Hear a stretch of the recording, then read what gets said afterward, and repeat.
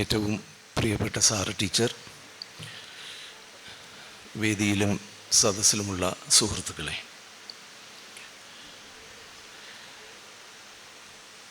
ഒരു കാവ്യനീതി എന്ന പോലെ ഈ 2 ദിവസമായി നടക്കുന്ന ഈ ആദരത്തിനിടയ്ക്ക് തന്നെ മലയാള സാഹിത്യത്തിലെ ഏറ്റവും പ്രധാനപ്പെട്ട പുരസ്കാരങ്ങളിലൊന്ന് സാറ് ടീച്ചർക്ക് ലഭ്യമായി എന്നുള്ളതിൽ നമ്മൾക്ക് ഏവർക്കും അത്യന്തം സന്തോഷമുണ്ട് എന്ന കാര്യത്തിൽ സംശയമില്ല. എല്ലാവർക്കും വേണ്ടി ടീച്ചറെ ഞാൻ അഭിനന്ദിച്ചു കൊള്ളുന്നു.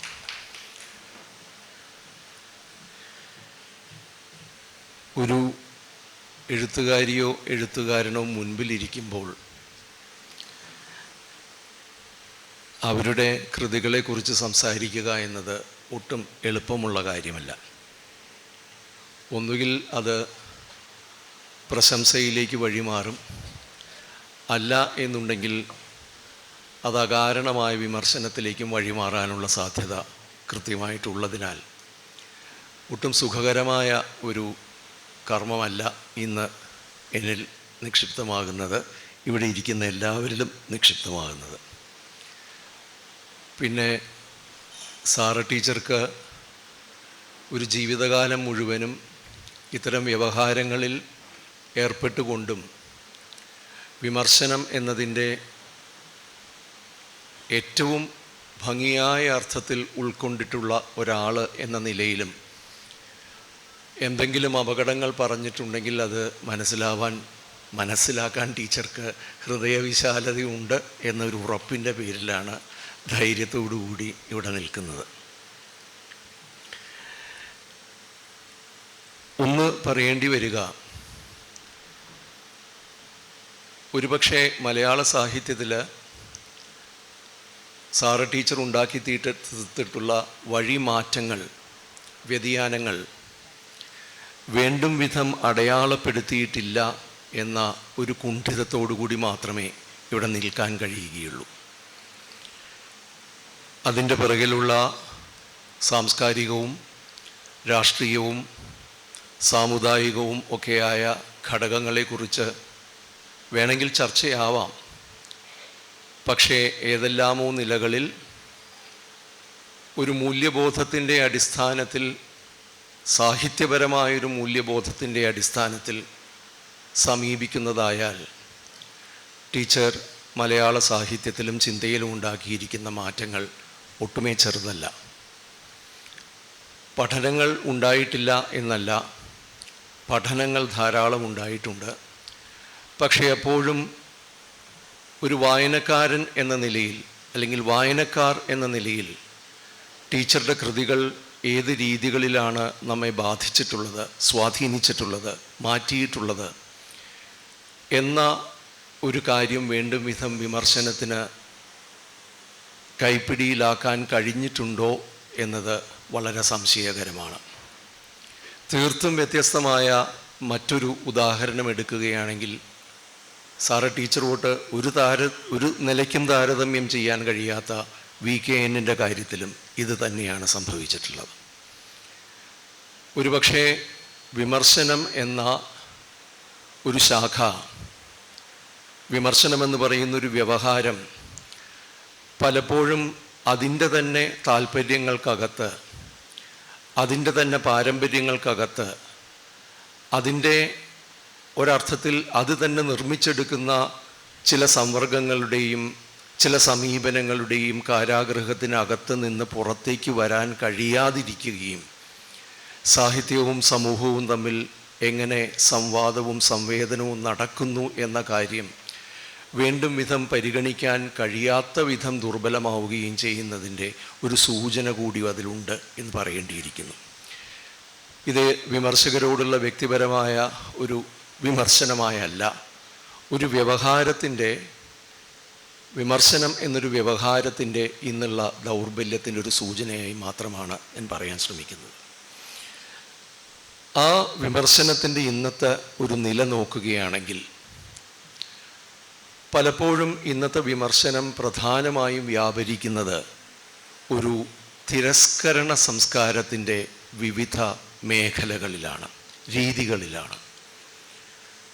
പലപ്പോഴും ഓരോ കാലത്തും ശക്തി പൂണ്ടുവരുന്ന പ്രത്യയശാസ്ത്രങ്ങൾ, മനോഭാവങ്ങൾ, സമീപനങ്ങൾ, ധാരണകൾ, രാഷ്ട്രീയ ബോധങ്ങൾ എന്നിവയനുസരിച്ച് തന്നെയാണ് വിമർശനം നടക്കുക എന്നതിൽ ആർക്കും യാതൊരു അഭിപ്രായ വ്യത്യാസവും ഉണ്ടായിരിക്കുകയില്ല. പക്ഷേ അത്തരം വ്യത്യസ്ത ധാരകൾ ഉണ്ടാകുമ്പോഴും ഒരുപക്ഷെ ഇന്നത്തെ വിമർശനത്തിൻ്റെ, അതോടൊപ്പം ഇന്ന് സാമൂഹികമായി നടക്കുന്ന ചർച്ചകളുടെ സ്വഭാവം നോക്കുകയാണെങ്കിൽ പലപ്പോഴും ഗൗരവമായ വിമർശനം എന്നതിലുപരിയായി ഒരാളെ, ഒരു കൃതിയെ അല്ലെങ്കിൽ ഒരു പറ്റം കൃതികളെ എങ്ങനെയാണ്, ഏത് വിധേനയാണ് റദ്ദാക്കുക എന്ന് പറയുന്ന, എങ്ങനെയാണ് ക്യാൻസൽ ചെയ്യുക, എങ്ങനെയാണ് തിരസ്കരിക്കുക എന്നതിൻ്റെ ഗൗരവമായ ഗവേഷണമാണോ വിമർശനം എന്ന സംശയം ഉണ്ടാവുന്നുണ്ട്. പലപ്പോഴും സവിശേഷമായ ചില കാഴ്ചപ്പാടുകളുടെ, ചില ധാരണകളുടെ അടിസ്ഥാനത്തിൽ ചില കൃതികളെ, ചില എഴുത്താളരെ പ്രശംസിക്കുകയും സ്വീകരിക്കുകയും മറ്റു ചില എഴുത്താളരെ പൂർണ്ണമായി തിരസ്കരിക്കുക അല്ലെങ്കിൽ റദ്ദാക്കുക എന്നൊരു രീതി ഇന്ന് കൂടുതൽ കൂടുതൽ ശക്തമായി വരികയുണ്ട്. ഇവിടെയാണ് സാമൂഹിക വ്യവഹാരങ്ങളിൽ നിന്നും വിമർശനം ഒട്ടും മാറി നിൽക്കുന്നില്ല എന്ന വാസ്തവം നമ്മൾ മനസ്സിലാക്കേണ്ടി വരിക.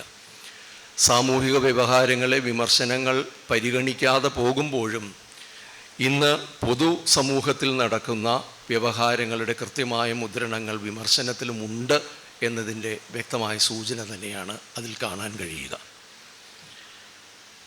വിമർശനം സ്വാഭാവികമാണ്, വേണ്ടതുമാണ്. അതിൽ അതത് കാലത്തിൻ്റെ താല്പര്യങ്ങളും ആശങ്കകളും ചരിത്രപരമായ ജ്ഞാനങ്ങളും ഒക്കെ ഉണ്ടാവുകയും അനിവാര്യവുമാണ്. അങ്ങനെയാണ് വായനകളിലൂടെ, പുതിയ പുതിയ വായനകളിലൂടെ കൃതികളുടെ പുതിയ അർത്ഥ വ്യാഖ്യാന സാധ്യതകൾ കണ്ടെടുക്കുകയും അവയ്ക്ക് പുതിയ ജീവനുകൾ ഉണ്ടായിത്തീരുകയും ചെയ്യുന്നത്. പണ്ട് ഒരു സങ്കല്പം ഉണ്ടായിരുന്നത് വിമർശനം എന്നത് കൃതിയുടെയും വായനക്കാരൻ്റെയും ഇടയിൽ നിൽക്കുന്ന ഒരു സഹായി എന്ന നിലയ്ക്ക് ഈ കൃതിയുടെ അർത്ഥങ്ങൾ എന്താണ്, അതിൻ്റെ സാധ്യതകൾ എന്താണ് എന്ന് വായനക്കാരന് കൂടുതൽ മനസ്സിലാക്കിച്ചു കൊടുക്കുവാനുള്ള സുതാര്യമായ ഒരു വ്യവഹാരം എന്ന നിലയിൽ പലപ്പോഴും വിമർശനം കാണപ്പെടുകയുണ്ടായിട്ടുണ്ടെങ്കിലും ഇന്ന് പ്രായേണ വിമർശനം എന്നത് അത്തരത്തിൽ നിഷ്കളങ്കമായ ഒരു വ്യാപാരമല്ല എന്നും ആ വിമർശനത്തിലൂടെ, വായനയിലൂടെയാണ് കൃതിയുടെ അർത്ഥങ്ങൾ ഉൽപ്പാദിപ്പിക്കപ്പെടുന്നത്, നിർമ്മിക്കപ്പെടുന്നത് എന്നതുകൊണ്ട് ഓരോ വായനയും ഓരോ വിമർശനവും ആ കൃതിയുടെ ഒരു പുനരെഴുത്തു കൂടിയാണ്, ഒരു പുനർനിർമ്മിതി കൂടിയാണ് എന്ന വ്യക്തമായ ധാരണ നമുക്ക് കൈവന്നിട്ടുണ്ട്.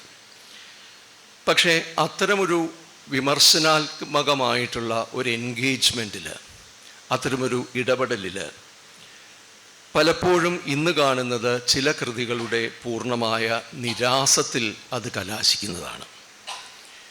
പ്രത്യേകിച്ച് ഏതെങ്കിലും രാഷ്ട്രീയപരമായ ഒരു നിലപാടിൻ്റെ അടിസ്ഥാനത്തിൽ കൃതിയുടെ ഏതെങ്കിലും അംശങ്ങൾ മാത്രം ശ്രദ്ധിക്കുകയും ഘടകങ്ങൾ മാത്രം ശ്രദ്ധിക്കുകയും കൃതി എന്ന് പറയുന്നത് സമഗ്രമായ, പലപ്പോഴും അന്യോന്യം യോജിച്ചു നിൽക്കേണ്ടതല്ലാത്ത, അന്യോന്യം വിഘടിച്ച് നിൽക്കുന്ന അനേകം ഘടകങ്ങളുടെ ഒരു സമുച്ചയമായി കാണുന്നതിന് പകരം, അല്ലെങ്കിൽ മറ്റൊരു നിലയ്ക്ക് കൃതിക്കകത്തുള്ള അനേകം സ്വരങ്ങളെ കാണുന്നതിന് പകരം കൃതി തന്നെ വളരെ ബഹുലമായ പലമയുടെ ഒരു ഭൂതലമാണ് എന്ന് കാണുന്നതിന് പകരം കൃതിയെ പലപ്പോഴും ഏതെങ്കിലും ഒരു പ്രത്യേക സവിശേഷതയിലേക്ക് ചുരുക്കിയെടുക്കുകയും ആ അടിസ്ഥാനത്തിൽ ഒരു ഇടുങ്ങിയ സങ്കുചിതമായ ഒരു കാഴ്ചയിലൂടെ കൃതിയുടെ ഒരു മൂല്യ വിചാരം നടത്തുകയാണ് പലപ്പോഴും വിമർശനത്തിൽ നടക്കുന്നത്. ഇത്തരത്തിലുള്ളൊരു മൂല്യവിചാരത്തിൽ വിമർശനത്തിൻ്റെ സ്വഭാവം അല്ലെങ്കിൽ ദൗത്യം എന്നത് മൂല്യവിചാരമാണോ എന്നൊരു ചോദ്യം അപ്പുറത്ത് ഗൗരവമായിട്ട് വരുന്നുണ്ട്. പക്ഷേ ഇത്തരത്തിലുള്ളൊരു മൂല്യവിചാരത്തിൽ പലപ്പോഴും സംഭവിക്കുന്നത് ഈ വിമർശകൻ്റെ അല്ലെങ്കിൽ വിമർശക പ്രതിനിധാനം ചെയ്യുന്നു എന്ന് സ്വയം വിശ്വസിക്കുന്ന ഒരു പ്രത്യേക ബൗദ്ധിക നിലപാടിൻ്റെ, രാഷ്ട്രീയ നിലപാടിൻ്റെ കാഴ്ചപ്പാടിൽ മാത്രം ആ കൃതിയെ കാണുകയും ആ കൃതി ചരിത്രപരമായ ഒരു സാഹചര്യത്തിൽ, ചരിത്രപരമായൊരു സന്ദർഭത്തിൽ കൃതിയുടെ കർത്താവായ ഒരു വാക്ക് വളരെ പ്രശ്നമാണ്, എന്നാലും കൃതി എഴുതിയ എഴുത്താളരുടെ ബോധപൂർവമോ അബോധപൂർവമോ ആയ പല അനുഭവങ്ങളും പല സംഗതികളും കൃതിക്കകത്ത് ഉണ്ടാകും എന്ന് പറയുന്ന that there is an unconscious to a work of art. ആ അൺകോൺഷ്യസ് എന്ന് പറയുന്നത് പലപ്പോഴും എഴുത്താളൻ്റെ കൈപ്പിടിയിൽ ഒതുങ്ങുന്നതല്ല എന്നും, എത്ര ബോധപൂർവമായാണ് ഈ കൃതി നിർമ്മിക്കുന്നത് എന്നുണ്ടെങ്കിലും ആ ബോധത്തിനപ്പുറം പോകുന്ന ചില അംശങ്ങൾ ആ കൃതിക്കകത്ത് സ്വാഭാവികമായി വരുന്നതാണ് എന്നും, അതിലൂടെയാണ് പലപ്പോഴും കാലം സംസാരിക്കുന്നത് എന്നും ഉള്ള ഒരു ബോധം പലപ്പോഴും വിമർശനം മാറ്റിവെക്കുന്നു. കാത്രീൻ ബെൽസി എന്ന പ്രസിദ്ധയായ ഇംഗ്ലീഷ് വിമർശക ഇതിനെ പ്രത്യേക ഒരു പേരിട്ട് വിളിക്കുന്നുണ്ട്, എ ക്രിറ്റിസിസം ഓഫ് ഇൻറ്ററോഗേഷൻ, ചോദ്യം ചെയ്യലിൻ്റെ ഒരു വിമർശനം. അത് കഴിഞ്ഞിട്ട് ഇറ്റ് ബിക്കംസ് എ മജസ്റ്റീരിയൽ ക്രിറ്റിസിസം, ഒരു വിധി കൽപ്പിക്കുന്നതിൻ്റെ ഒരു ജഡ്ജിയായി, ഒരു ന്യായാധിപനായി, ഒരു വിധികർത്താവായി ഇരുന്നു കൊണ്ട് ഇത് ഇന്നത് ശരിയാണ്, ഇന്നത് തെറ്റാണ്, ഇന്നത് സ്വീകാര്യമാണ്, ഇന്നത് സ്വീകാര്യമല്ല എന്ന രീതിയിലേക്ക് വിമർശനത്തിൻ്റെ ഒരു രീതി തന്നെ മാറുന്നതിൻ്റെ സൂചന അവിടെ വരുന്നു. ഒരു കാര്യം ഓർക്കേണ്ടതുണ്ട്, ഇതിന് ഇടത് വലത് സവർണ അവർണ പുരുഷപക്ഷ സ്ത്രീപക്ഷ ഭേദമൊന്നുമില്ല. ഏതാണ്ട് എല്ലാ വീക്ഷണകോണുകളിൽ നിന്നും എല്ലാ സമീപനങ്ങളിൽ നിന്നും the same economy of judgement. ഞാനത് ഇക്കോണമി എന്നുള്ള വാക്കുപയോഗിച്ചത് സമ്പദ് വ്യവസ്ഥ എന്ന അർത്ഥത്തിലല്ല. ഇക്കോണമിയുടെ സവിശേഷമായ, വ്യവഹാരത്തിൻ്റെ സവിശേഷമായ ചില രീതിശാസ്ത്രങ്ങൾ ഉൾക്കൊള്ളുന്ന ഒരു വിമർശന സമ്പ്രദായമായിട്ട് അത് മാറുമ്പോൾ, അത് ഭക്തിയുടെ ആയിരിക്കാം, മതത്തിൻ്റെ ആയിരിക്കാം, സാമൂഹികമായ പ്രസക്തിയുടേതായിരിക്കാം, രാഷ്ട്രീയമായ ചേരലിൻ്റേതായിരിക്കാം, അത്തരമൊരു ഇക്കോണമിക്ക് അകത്ത് നിന്നുകൊണ്ടുള്ള ഈ ജഡ്ജ്മെൻറ്റിൻ്റെ, വിധി കൽപ്പിക്കലിൻ്റെ ഒരു ഇക്കോണമിയായിട്ടിത് മാറുമ്പോൾ പലപ്പോഴും വളരെ സാമാന്യമായ ഒരു ഭാഷയിൽ പറയുകയാണെങ്കിൽ കൃതികളോട് നീതി പുലർത്തപ്പെടാറില്ല എന്നതാണ് വാസ്തവം. ഈ ഒരു സാഹചര്യത്തിലാണ് എം ടി വാസുദേവൻ നായർ സവർണ പുരുഷാധിപത്യ മൂല്യങ്ങളുടെ അടിസ്ഥാനത്തിലും ഹരീഷിൻ്റെ മീശ പോലെയുള്ള കൃതികൾ ഹൈന്ദവ വിരുദ്ധതയുടെ പേരിലും രാമായണം തന്നെ സവർണ ജാതി മേൽക്കോയ്മയുടെ പാഠം എന്ന പേരിലും ഒക്കെ തിരസ്കരിക്കപ്പെടുന്ന ഒരു രീതി ഉണ്ടായിത്തീരുന്നത്. ഇതിൽ ഞാൻ ആദ്യം പറഞ്ഞത് ഒന്നുകൂടി ഞാൻ ആവർത്തിക്കട്ടെ. ഇതേതെങ്കിലും ഒരു പക്ഷത്തു നിന്നും മറ്റൊരു പക്ഷത്തെ കുറ്റം പറയാനുള്ള രീതിയിലല്ല ഇത് പറയുന്നത്. ഇതിലൊരു പക്ഷവും നിഷ്പക്ഷരല്ല, എല്ലാ പക്ഷവും ഇതിൽ ചേരുന്നു എന്നത് തന്നെയാണ് വാസ്തവം. പക്ഷേ ഇതിൽ ചേരാത്ത ഒരു പക്ഷം എന്ന് പറയുന്നത് പലപ്പോഴും എഴുത്തുകാരുടെ പക്ഷമാണ്. എഴുത്തുകാർ കഴിവതും ചില ആളുകൾ അതിൽ പങ്കുചേരാൻ ശ്രമിക്കുകയും അമ്പെ പരാജയപ്പെടുകയും രാജിവെച്ച് പോവുകയൊക്കെ ചെയ്യുന്നത് കാണാറുണ്ട്. പക്ഷേ ടീച്ചറെ പോലെയുള്ള ആളുകൾ അതിൽ നിന്നും മാറി നിൽക്കുന്നതാണ് കാണുന്നത്. അതായിരിക്കും ഒരു പക്ഷേ ഏറ്റവും നല്ലതും എന്നും പറയാതെ നിവൃത്തിയില്ല. ആ അർത്ഥത്തിൽ ഇത് ഒരു ബൈനറിയിലേക്ക്, വിരുദ്ധ ദ്വന്ദ്ങ്ങളിലേക്ക് കൃതികളെ തന്നെ മെരുക്കിയെടുക്കുകയും ഇത് ശരി, ഇത് തെറ്റ്, ഇത് ഉത്കൃഷ്ടം, ഇത് മ്ലേച്ഛം, ഇത് അംഗീകരിക്കാവുന്നത്, ഇത് തിരസ്കരിക്കേണ്ടത് എന്ന് പറയുന്ന കൃത്യമായൊരു ബൈനറി സിസ്റ്റത്തിലേക്ക്, അത് പറയുമ്പോൾ നമുക്ക് പറയേണ്ടി വരും ഇതിൽ കൊളോണിയൽ വ്യവഹാരത്തിൻ്റെ കൃത്യമായ മുദ്രണങ്ങൾ ഉണ്ട് എന്നത്. അത്തരമൊരു വിരുദ്ധ ദ്വന്ദ്ങ്ങളുടെ ദിശയിലേക്ക് വിമർശനം മാറുമ്പോൾ കൃതി എന്നതിലേറെയായി ഈ വിമർശന വക്താവിൻ്റെ താല്പര്യങ്ങൾ എന്തോ അത് സ്ഥാപിച്ചെടുക്കാനുള്ള ഒരു മാധ്യമം മാത്രമായി കൃതി മാറുന്നു എന്നതാണ് ഏറ്റവും നിർഭാഗ്യകരമായ വസ്തുത. അവിടെ കൃതിയുടെ പഠനത്തിൽ നിന്നും ഒരു നിരീക്ഷണത്തിലേക്ക് എത്തുന്നതിന് പകരം മുൻകൂറായി നിൽക്കുന്ന ചില ധാരണകളുടെ, ചില വിധികൽപ്പിക്കലുകളുടെ, ചില നിരീക്ഷണങ്ങളുടെ അടിസ്ഥാനത്തിൽ കൃതി വായിക്കപ്പെടുകയും അതോടെ വായിക്കുന്നതോടെ ആദ്യം തന്നെ അപ്രയോറി എന്ന് പറയുന്ന രീതിയിൽ മുൻകൂറായി സ്വീകരിച്ചിട്ടുള്ള ഒരു നിലപാടിൻ്റെ സാധൂകരണമായി ഈ വായന മാറുകയും ചെയ്യുന്നു. ആ വായനയ്ക്ക് അനുസൃതമായ ഘടകങ്ങൾ മാത്രം സ്വീകരിക്കുകയും മറ്റുള്ളവ ശ്രദ്ധിക്കാതെയും അവഗണിച്ചും പലപ്പോഴും അത് കൃതിയിലുണ്ട് എന്ന് പറയുന്ന ഒരു അംഗീകാരം പോലും നൽകാതെ കൃതിയെ ഏകദാനമായ ഏകദിശാസൂചകമായ ഒന്നായി അവിടെ സ്ഥാപിച്ചെടുക്കുന്നു. ഇതുകൊണ്ടാണ് ഞാനിത് പലപ്പോഴും കൃതികളോട് നീതി പുലർത്തുന്നില്ല എന്ന് പറയാനുള്ള കാര്യം. ഒന്ന് പറയട്ടെ, ഇത് കേരളത്തിൽ മാത്രമോ ഇന്ത്യയിൽ മാത്രമോ ഒന്നും ആയി നിൽക്കുന്നൊരു കാര്യമല്ല. പ്രത്യേകിച്ച് ഒരർത്ഥത്തിൽ രാഷ്ട്രീയമായ ധാരണകൾ വളരെ വികസിതമായി മാറിയിരിക്കുന്ന, അവകാശങ്ങളെക്കുറിച്ചും അധികാരങ്ങളെക്കുറിച്ചും പലതരത്തിലുള്ള ചൂഷണങ്ങളെക്കുറിച്ചുമുള്ള ബോധങ്ങളൊക്കെ വളരെ ശക്തമായി മാറിക്കൊണ്ടിരിക്കുന്ന, സാധുവായ രീതിയിൽ മാറിക്കൊണ്ടിരിക്കുന്ന ഒരു കാലത്തിൻ്റെ മറ്റൊരു മുഖം കൂടിയാണ് ഇത് എന്നാണ് മനസ്സിലാക്കേണ്ടി വരിക. ഈ നേരത്തെ പറഞ്ഞ ഈ അവകാശങ്ങളുടെയും അധികാരങ്ങളുടെയും ഒക്കെ വിമർശനം അല്ലെങ്കിൽ അത്തരമൊരു വ്യവഹാരത്തിൻ്റെ സാധുത ഒട്ടും നഷ്ടപ്പെടാതെ തന്നെ, അതിനെ ചോദ്യം ചെയ്യാതെ തന്നെ ഇപ്പുറത്ത് അതിൻ്റെ ഒരർത്ഥത്തിൽ ഫലമായി വരുന്ന ഈ വ്യവഹാരങ്ങൾ ഏതെല്ലാം വിധങ്ങളിൽ ആ അടിസ്ഥാനപരമായ രാഷ്ട്രീയ ദൗത്യങ്ങളോട് നീതി പുലർത്തുന്നുണ്ട് എന്ന ചോദ്യവും നമ്മൾ ചോദിക്കേണ്ടി വരും. നീതി പുലർത്തുന്നില്ല എന്ന് പറയുമ്പോൾ തന്നെ ഇതിലൊക്കെ നഷ്ടമാകുന്നത് കൃതിയുടെ പലമയാണ്. ഒരു വായനയിലേക്ക് മാത്രം ചുരുക്കാൻ കഴിയാത്ത സങ്കീർണതയാണ്. കൃതി തന്നെ കൃതിക്കെതിരെ സംസാരിക്കുവാനുള്ള സാധ്യതയുണ്ട് എന്ന ബോധമാണ്. കൃതിക്കകത്ത് ഒരു കർത്താവിൻ്റെ, അവിടെയാണ് ഈ കർത്താവ് എന്നുള്ള വാക്ക് കൃത്യമായിട്ട് ഉപയോഗിക്കേണ്ടി വരുന്നത്. There is N assumption of N author. ഒരു കൃതിയുടെ ഒരു കർത്താവ് ഒരാളുണ്ട്. ആ കർത്താവ് എന്ന് പറയുന്നത് പുറത്ത് നിൽക്കുന്ന പേരോടുകൂടി നമുക്ക് വിളിക്കാൻ കഴിയുന്ന ഒരു വ്യക്തിയാണ്. ആ വ്യക്തിയും എഴുതുന്ന ആളും തമ്മിൽ വിഭിന്നതയില്ല എന്ന് പറയുന്ന കുറേ ധാരണകളുടെ അടിസ്ഥാനത്തിലാണ് ഇത് നടക്കുന്നത്. ഇവിടെ ഇരിക്കുന്ന സാറ ടീച്ചറാണോ എഴുതുന്ന സാറ ടീച്ചർ? എഴുതുന്ന സാറ ടീച്ചറാണോ വായിക്കുന്ന സാറ ടീച്ചർ? ഇതൊക്കെ ഒരേ വ്യക്തിയാണ് എന്ന് പറയുന്ന ഒരു തരം ഹോമോജീനസ് ആയിട്ടുള്ള ഒരു സങ്കല്പത്തിൻ്റെ അടിസ്ഥാനത്തിലാണ് പലപ്പോഴും ഈ വ്യവഹാരങ്ങൾ തന്നെ വരുന്നത്. അതുകൊണ്ട് നമുക്ക് എം ടി വാസുദേവൻ നായരെ ഭംഗിയായി വൃത്തിയായി ചീത്ത വിളിക്കാം. നമുക്ക് ഹരീഷിനെ ഏതെല്ലാം രീതികളിൽ ഭീഷണിപ്പെടുത്താമോ അത് ചെയ്യാം. അത്തരത്തിൽ പലതും നമുക്ക് ചെയ്യാൻ കഴിയുന്നു. അടിസ്ഥാനപരമായി എഴുതുന്ന വ്യക്തി എന്നത് ആ എഴുത്തിനകത്ത് നിൽക്കുന്ന ഒരു സബ്ജക്റ്റിവിറ്റി എന്ന് പറയുന്നത്, കർത്തൃത്വം എന്നോ ഏജൻസി എന്നോ വിളിക്കട്ടെ, അത് കേവലം ഒരു വ്യക്തിയിലേക്ക് ചുരുക്കാൻ കഴിയാവുന്നതല്ല എന്ന ബോധം പ്രധാനമായിട്ട് വേണ്ടി വരും.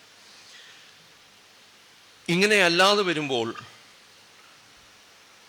അവയെ വെല്ലുവിളിക്കാനും ഉല്ലംഘിക്കാനുമുള്ള ത്വരകൾ ഒരു നിലയ്ക്ക് ഓരോ കൃതിയിലും ഉണ്ടാകുന്ന ഒരു കാലത്തിൻ്റെ മുദ്രണങ്ങളും ചരിത്രത്തിൻ്റെ സങ്കീർണതകളും അല്ലെങ്കിൽ ചരിത്രത്തിൻ്റെ ത്വരകളും ഒരു കൃതിയിൽ തന്നെ നിൽക്കുമ്പോൾ തന്നെ അവയെ തന്നെ വെല്ലുവിളിക്കാനും തുരങ്കം വയ്ക്കാനും ഉല്ലംഘിക്കാനുമുള്ള പ്രേരണകൾ കൂടി ആ കൃതികളിൽ ഉണ്ട് എന്ന് നമുക്ക് മനസ്സിലാക്കേണ്ടി വരും. അത് സ്വീകരിക്കാൻ നാം തയ്യാറായില്ല എന്നുണ്ടെങ്കിൽ സാഹിത്യകൃതിയും രാഷ്ട്രീയ നോട്ടീസും തമ്മിൽ ഒരു വ്യത്യാസവുമില്ല. രണ്ടും ഒന്നായിട്ട് നമുക്ക് പരിഗണിക്കാം. ഒന്നായിട്ട് പരിഗണിക്കുന്ന ഒരു രീതിശാസ്ത്രം ഇല്ലാതില്ല. സാംസ്കാരിക വിമർശത്തിൽ രാഷ്ട്രീയ നോട്ടീസും സിനിമാ നോട്ടീസും ഈ ഒരു ബ്രോഷറും സാഹിത്യകൃതിയും എല്ലാം എഴുത്താണ് എന്ന അർത്ഥത്തിൽ ഒരുമിച്ച് പരിഗണിക്കാവുന്നതായി കാണുന്നുണ്ട്. പക്ഷെ അത് വേറൊരു സമീപനമാണ്. ഇവിടെ രാഷ്ട്രീയ നോട്ടീസിൻ്റെ ഫ്ലാറ്റ്നെസ് എന്ന് പറയുന്നത്, അതിൻ്റെ പരപ്പ്, അതിന് ഒരു ത്രിമാനതയുണ്ട്. ആ ത്രിമാനത മുഴുവനും നഷ്ടപ്പെട്ട് ഏകദിശയായിട്ടുള്ള ഏകമാനകമായിട്ടുള്ള ഒരു സ്വഭാവം രാഷ്ട്രീയ നോട്ടീസിനുള്ള പോലെ തന്നെ സാഹിത്യകൃതിക്കുള്ളതായിട്ട് അല്ലെങ്കിൽ കലാസൃഷ്ടിക്കുള്ളതായി സ്വീകരിക്കപ്പെടുന്നു. ഇത്രയും ഞാൻ ആമുഖമായി പറയാൻ കാര്യം, സാറ ടീച്ചറുടെ എഴുത്തുകൾ, പ്രത്യേകിച്ച് ബൈബിള്, രാമായണം, ഇതിഹാസ കാവ്യങ്ങൾ എന്നിവയായി സംബന്ധിക്കുന്ന അല്ലെങ്കിൽ അവയുമായി എൻഗേജ് ചെയ്തുകൊണ്ടുള്ള സാറ് ടീച്ചറുടെ എഴുത്തുകൾ നോക്കുമ്പോൾ ഇത്തരമൊരു ആമുഖമില്ലാതെ നമുക്ക് മുന്നോട്ട് പോകാൻ കഴിയുകയില്ല എന്നതുകൊണ്ടാണ്. കാരണം എളുപ്പമാണ് ടീച്ചറെ ഇതിഹാസങ്ങൾക്കെതിരെ നിർത്താവുന്നത്, പാരമ്പര്യത്തിനെതിരെ നിർത്തുക, എല്ലാ തരത്തിലുള്ള സവർണതയ്ക്കെതിരെ നിർത്തുക. ഇത്തരൊരു ബൈനറിയിൽ ഉൾപ്പെടുത്തിയിട്ട് ടീച്ചർ ഇപ്പുറം പ്രതിപക്ഷമായിട്ട് മാത്രം കാണുന്ന അല്ലെങ്കിൽ ഒരു സവിശേഷമായ ഒരു മൂശയിലേക്ക് ചുരുക്കിയെടുക്കുന്ന ഒരു സമീപനം വളരെ എളുപ്പമായിരിക്കും. അതാണ് അധികവും കാണുന്നത്. പക്ഷേ അതിൽ നിന്ന് അപ്പുറം പോകുന്ന വിധത്തിൽ ഈ എഴുത്തുകളെ കാണാൻ കഴിയുമോ എന്നൊരു ചോദ്യമാണ് ഞാൻ ചോദിക്കാൻ ശ്രമിക്കുന്നത്. ശ്രമമാണ്, പരാജയവും ശ്രമത്തിൻ്റെ ഭാഗമാണ് എന്ന പൂർണ്ണ ബോധ്യത്തോടു കൂടി അത്തരമൊരു ശ്രമം ആണ് നടത്താൻ ശ്രമിക്കുന്നത്. എന്താണ് ഇതിഹാസങ്ങൾ? വളരെ കൃത്യമായ അർത്ഥത്തിൽ എപ്പിക്സ് എന്ന് പറയുന്ന ഇതിഹാസങ്ങളെ മാത്രമല്ല ഞാൻ ഉദ്ദേശിക്കുന്നത്. ഇതിഹാസ സ്വഭാവം ആർജിക്കുന്ന ആളുന്ന കൃതികളായിട്ടുള്ള ഭാരതവും രാമായണവും ബൈബിളും, പ്രത്യേകിച്ച് ഓൾഡ് ടെസ്റ്റമെൻറ്റും ഗ്രീക്ക് റോമൻ എപ്പിക്കുകളും ബിയോ വുൾഫ് പോലെയുള്ള കൃതികളും എന്താണ് യഥാർത്ഥത്തിൽ ഇതിഹാസം ചെയ്യുന്നത്? അല്ലെങ്കിൽ എന്താണ് ഇതിഹാസത്തിൻ്റെ അടിസ്ഥാനപരമായ ഒരു സമീപനം? ഒരർത്ഥത്തിൽ ഓരോ സംസ്കാരവും ഒരു പ്രത്യേക പ്രയാണത്തിൻ്റെ ഒരു ഘട്ടത്തിലെത്തുമ്പോൾ, നാഗരികതയുടെ സംസ്കാരത്തിൻ്റെ പ്രയാണത്തിൽ ഒരു പ്രത്യേക ഘട്ടത്തിലെത്തുമ്പോൾ ഏതോ നിലയ്ക്ക് നമ്മൾ ചിലതെല്ലാം നേടിക്കഴിഞ്ഞിരിക്കുന്നു, നമ്മൾ കൃത്യമായി മുദ്രിതമായി വെക്കേണ്ടതായ ഒരു ഘട്ടം എത്തിക്കഴിഞ്ഞിരിക്കുന്നു, ആ ഘട്ടം ഇനിയുള്ള കാലങ്ങളിലേക്ക് അറിയിച്ചു കൊടുക്കേണ്ടതാകുന്നു. അങ്ങനെയെങ്കിൽ നാം എങ്ങനെ ഇവിടെ എത്തി എന്ന ചോദ്യത്തിൻ്റെ ഉത്തരമായിട്ടാണ് ഇതിഹാസം വരുന്നത്. ഇതിഹാസ എന്ന ഇങ്ങനെ ഉണ്ടായിട്ടുണ്ട് പോൽ, അത് പോൽ വളരെ പ്രധാനപ്പെട്ടതാണ്. ഇങ്ങനെ ഉണ്ടായിട്ടുണ്ട് എന്നല്ല, ഇങ്ങനെ ഉണ്ടായിട്ടുണ്ട് പോൽ എന്നാണ് പറയുന്നത്. അവിടെ ഒരു കൊട്ടേഷനുണ്ട്, ഒരു ഉദ്ധരണിയുണ്ട്. അതാര് പറഞ്ഞു എന്നുള്ള ചോദ്യത്തിലാണ് ഈ അനേകം വോയിസസ്, അനേകം സ്വരങ്ങൾ ഇതിനകത്ത് വരുന്നത്. ഏതെങ്കിലും ഒരു വ്യക്തിയല്ല ഇത് പറഞ്ഞിരിക്കുന്നത് എന്നും അനേകം വ്യക്തികളും അനേകം സമുദായങ്ങളും അനേകം സമൂഹങ്ങളും ചേർന്നാണ് ഒരു ഇതിഹാസ കാവ്യത്തിൻ്റെ രചന ഉണ്ടാവുന്നത് എന്നതുകൊണ്ടുമാണ് കർത്തൃത്വത്തെ ഒരു പോൽ എന്നതിൽ കുരുക്കി നിർത്താനായിട്ട് അല്ലെങ്കിൽ തുറന്നു കൊടുക്കുവാനായിട്ടുള്ള സാധ്യത വരുന്നത്. അങ്ങനെ പല ഘട്ടങ്ങളിൽ പല ആളുകൾ പല സമൂഹങ്ങളുടെയും ഒക്കെ കൂട്ടിച്ചേർക്കലുകളും കൂട്ടിയോജിപ്പിക്കലുകളും എഴുത്തുകളും വാചികമായ ഭാഷണങ്ങളും ഒക്കെ ചേർന്ന് വികസിക്കുന്ന ഒരു ഇതിഹാസവും ഇതിഹാസമാനങ്ങളുള്ള ഒരു കാവ്യവും ഒരൊറ്റ ദർശനത്തിലേക്കോ കാഴ്ചപ്പാടിലേക്കോ ചുരുക്കാൻ കഴിയില്ല എന്നതാണ് അടിസ്ഥാനമായ കാര്യം. കാരണം 100 മുതൽ ഏതാണ്ട് 700 വർഷം വരെ നീണ്ടു നിൽക്കുന്ന ഒരു രചനാകാലമുള്ള ഒരു കൃതി എന്നത് മാറി മാറി വരുന്ന അനേകം സമൂഹങ്ങളുടെ ചരിത്ര സന്ദർഭങ്ങളുടെ മാറി വരുന്ന കാഴ്ചപ്പാടുകളുടെ എല്ലാം ആവിഷ്കാരങ്ങൾ അതിനകത്തേക്ക് സംക്രമിപ്പിക്കപ്പെടുമ്പോൾ ആ കൃതി എന്നത് ബൃഹത്താവുന്നത് പോലെ തന്നെ അത് പോളിഫോണിക് ആയിട്ട് മാറുന്നു, അത് പല സ്വരങ്ങളുള്ളതായിട്ട് മാറുന്നു. ആ പല സ്വരങ്ങൾ ഉള്ളപ്പോഴും അവയെ ക്രോഡീകരിച്ച് ഒരു സ്വരത്തിലേക്ക് ചുരുക്കിക്കൊണ്ടുവരാനുള്ള ഒരു ഒരു ഇച്ഛ പലപ്പോഴും അതിനകത്ത് പ്രവർത്തിക്കുന്നുണ്ടാവും. അതുകൊണ്ടാണ് വ്യാസൻ എന്നൊരു സങ്കല്പം നമുക്കുള്ളത്. എന്തിനെ വ്യസിപ്പിക്കുന്നതെന്തോ, കളക്ട് ചെയ്യുന്നതെന്തോ, കൂട്ടിച്ചേർക്കുന്നതെന്തോ, ഉത്ഗ്രഥനം നടത്തുന്നതാരോ ആ ആളാണ് വ്യാസനായിട്ട് മാറുന്നത്. അത്തരത്തിൽ കൂട്ടിച്ചേർക്കപ്പെടുമ്പോഴും ഈ കൂട്ടിച്ചേർക്കലുകളെ നയിക്കുന്ന, അവയെ ഭരിക്കുന്ന ഒരു തരത്തിലുള്ളൊരു ഓഥോറിയൽ ഇൻറ്റൻഷൻ എന്നത് അതിനകത്ത് ചെറിയ തോതിലെങ്കിലും ഉണ്ടായിരിക്കും എന്നതും അംഗീകരിച്ചുകൊണ്ട്, ആ ഓഥർ മാറി മാറി വരുന്നു എന്നത് അംഗീകരിക്കുമ്പോഴും അതുണ്ടായിരിക്കും എന്നത് അംഗീകരിച്ചുകൊണ്ട് തന്നെ അപ്പോഴും ഇതിൻ്റെ ഒരു പലമ ബാക്കി നിൽക്കുന്നുണ്ട്. ഇപ്പം രാമായണത്തിലെ കഥകളൊക്കെ തന്നെ റോമില താപ്പറിൻ്റെ പഠനങ്ങൾ നോക്കുമ്പോൾ അവയിൽ പല കഥകളും രാമായണം എന്ന് നമുക്ക് ലഭ്യമായിട്ടുള്ള ഒരു കൃതിക്കൊക്കെ എത്രയോ മുന്നേ തന്നെ വടക്കേ ഇന്ത്യയിലും കിഴക്കേ ഇന്ത്യയിലും പശ്ചിമേന്ത്യയിലുമൊക്കെ സാധാരണ നാടോടി കഥകളായി പ്രചരിച്ചിട്ടുള്ള അനേകം കഥകളുടെ രൂപമാറ്റങ്ങളാണ്. രാമായണത്തിലേക്ക് അവ എടുത്ത് യോജിപ്പിക്കുന്നതിന് മുൻപ് തന്നെ പലപ്പോഴും ബൗദ്ധ ജാതക കഥകളിൽ നമുക്കിത് കാണാൻ കഴിയുന്നുണ്ട്. ദശരഥ ജാതകവും ശംഭൂല ജാതകവും ഇതിലൊക്കെ തന്നെ രാമായണത്തിൽ നമ്മൾ പിന്നീട് കാണുന്നതിൻ്റെ പൂർവഭാഷ്യങ്ങൾ എന്ന് പറയട്ടെ, പൂർവ്വരൂപങ്ങൾ നമുക്ക് കാണാൻ കഴിയുന്നുണ്ട്.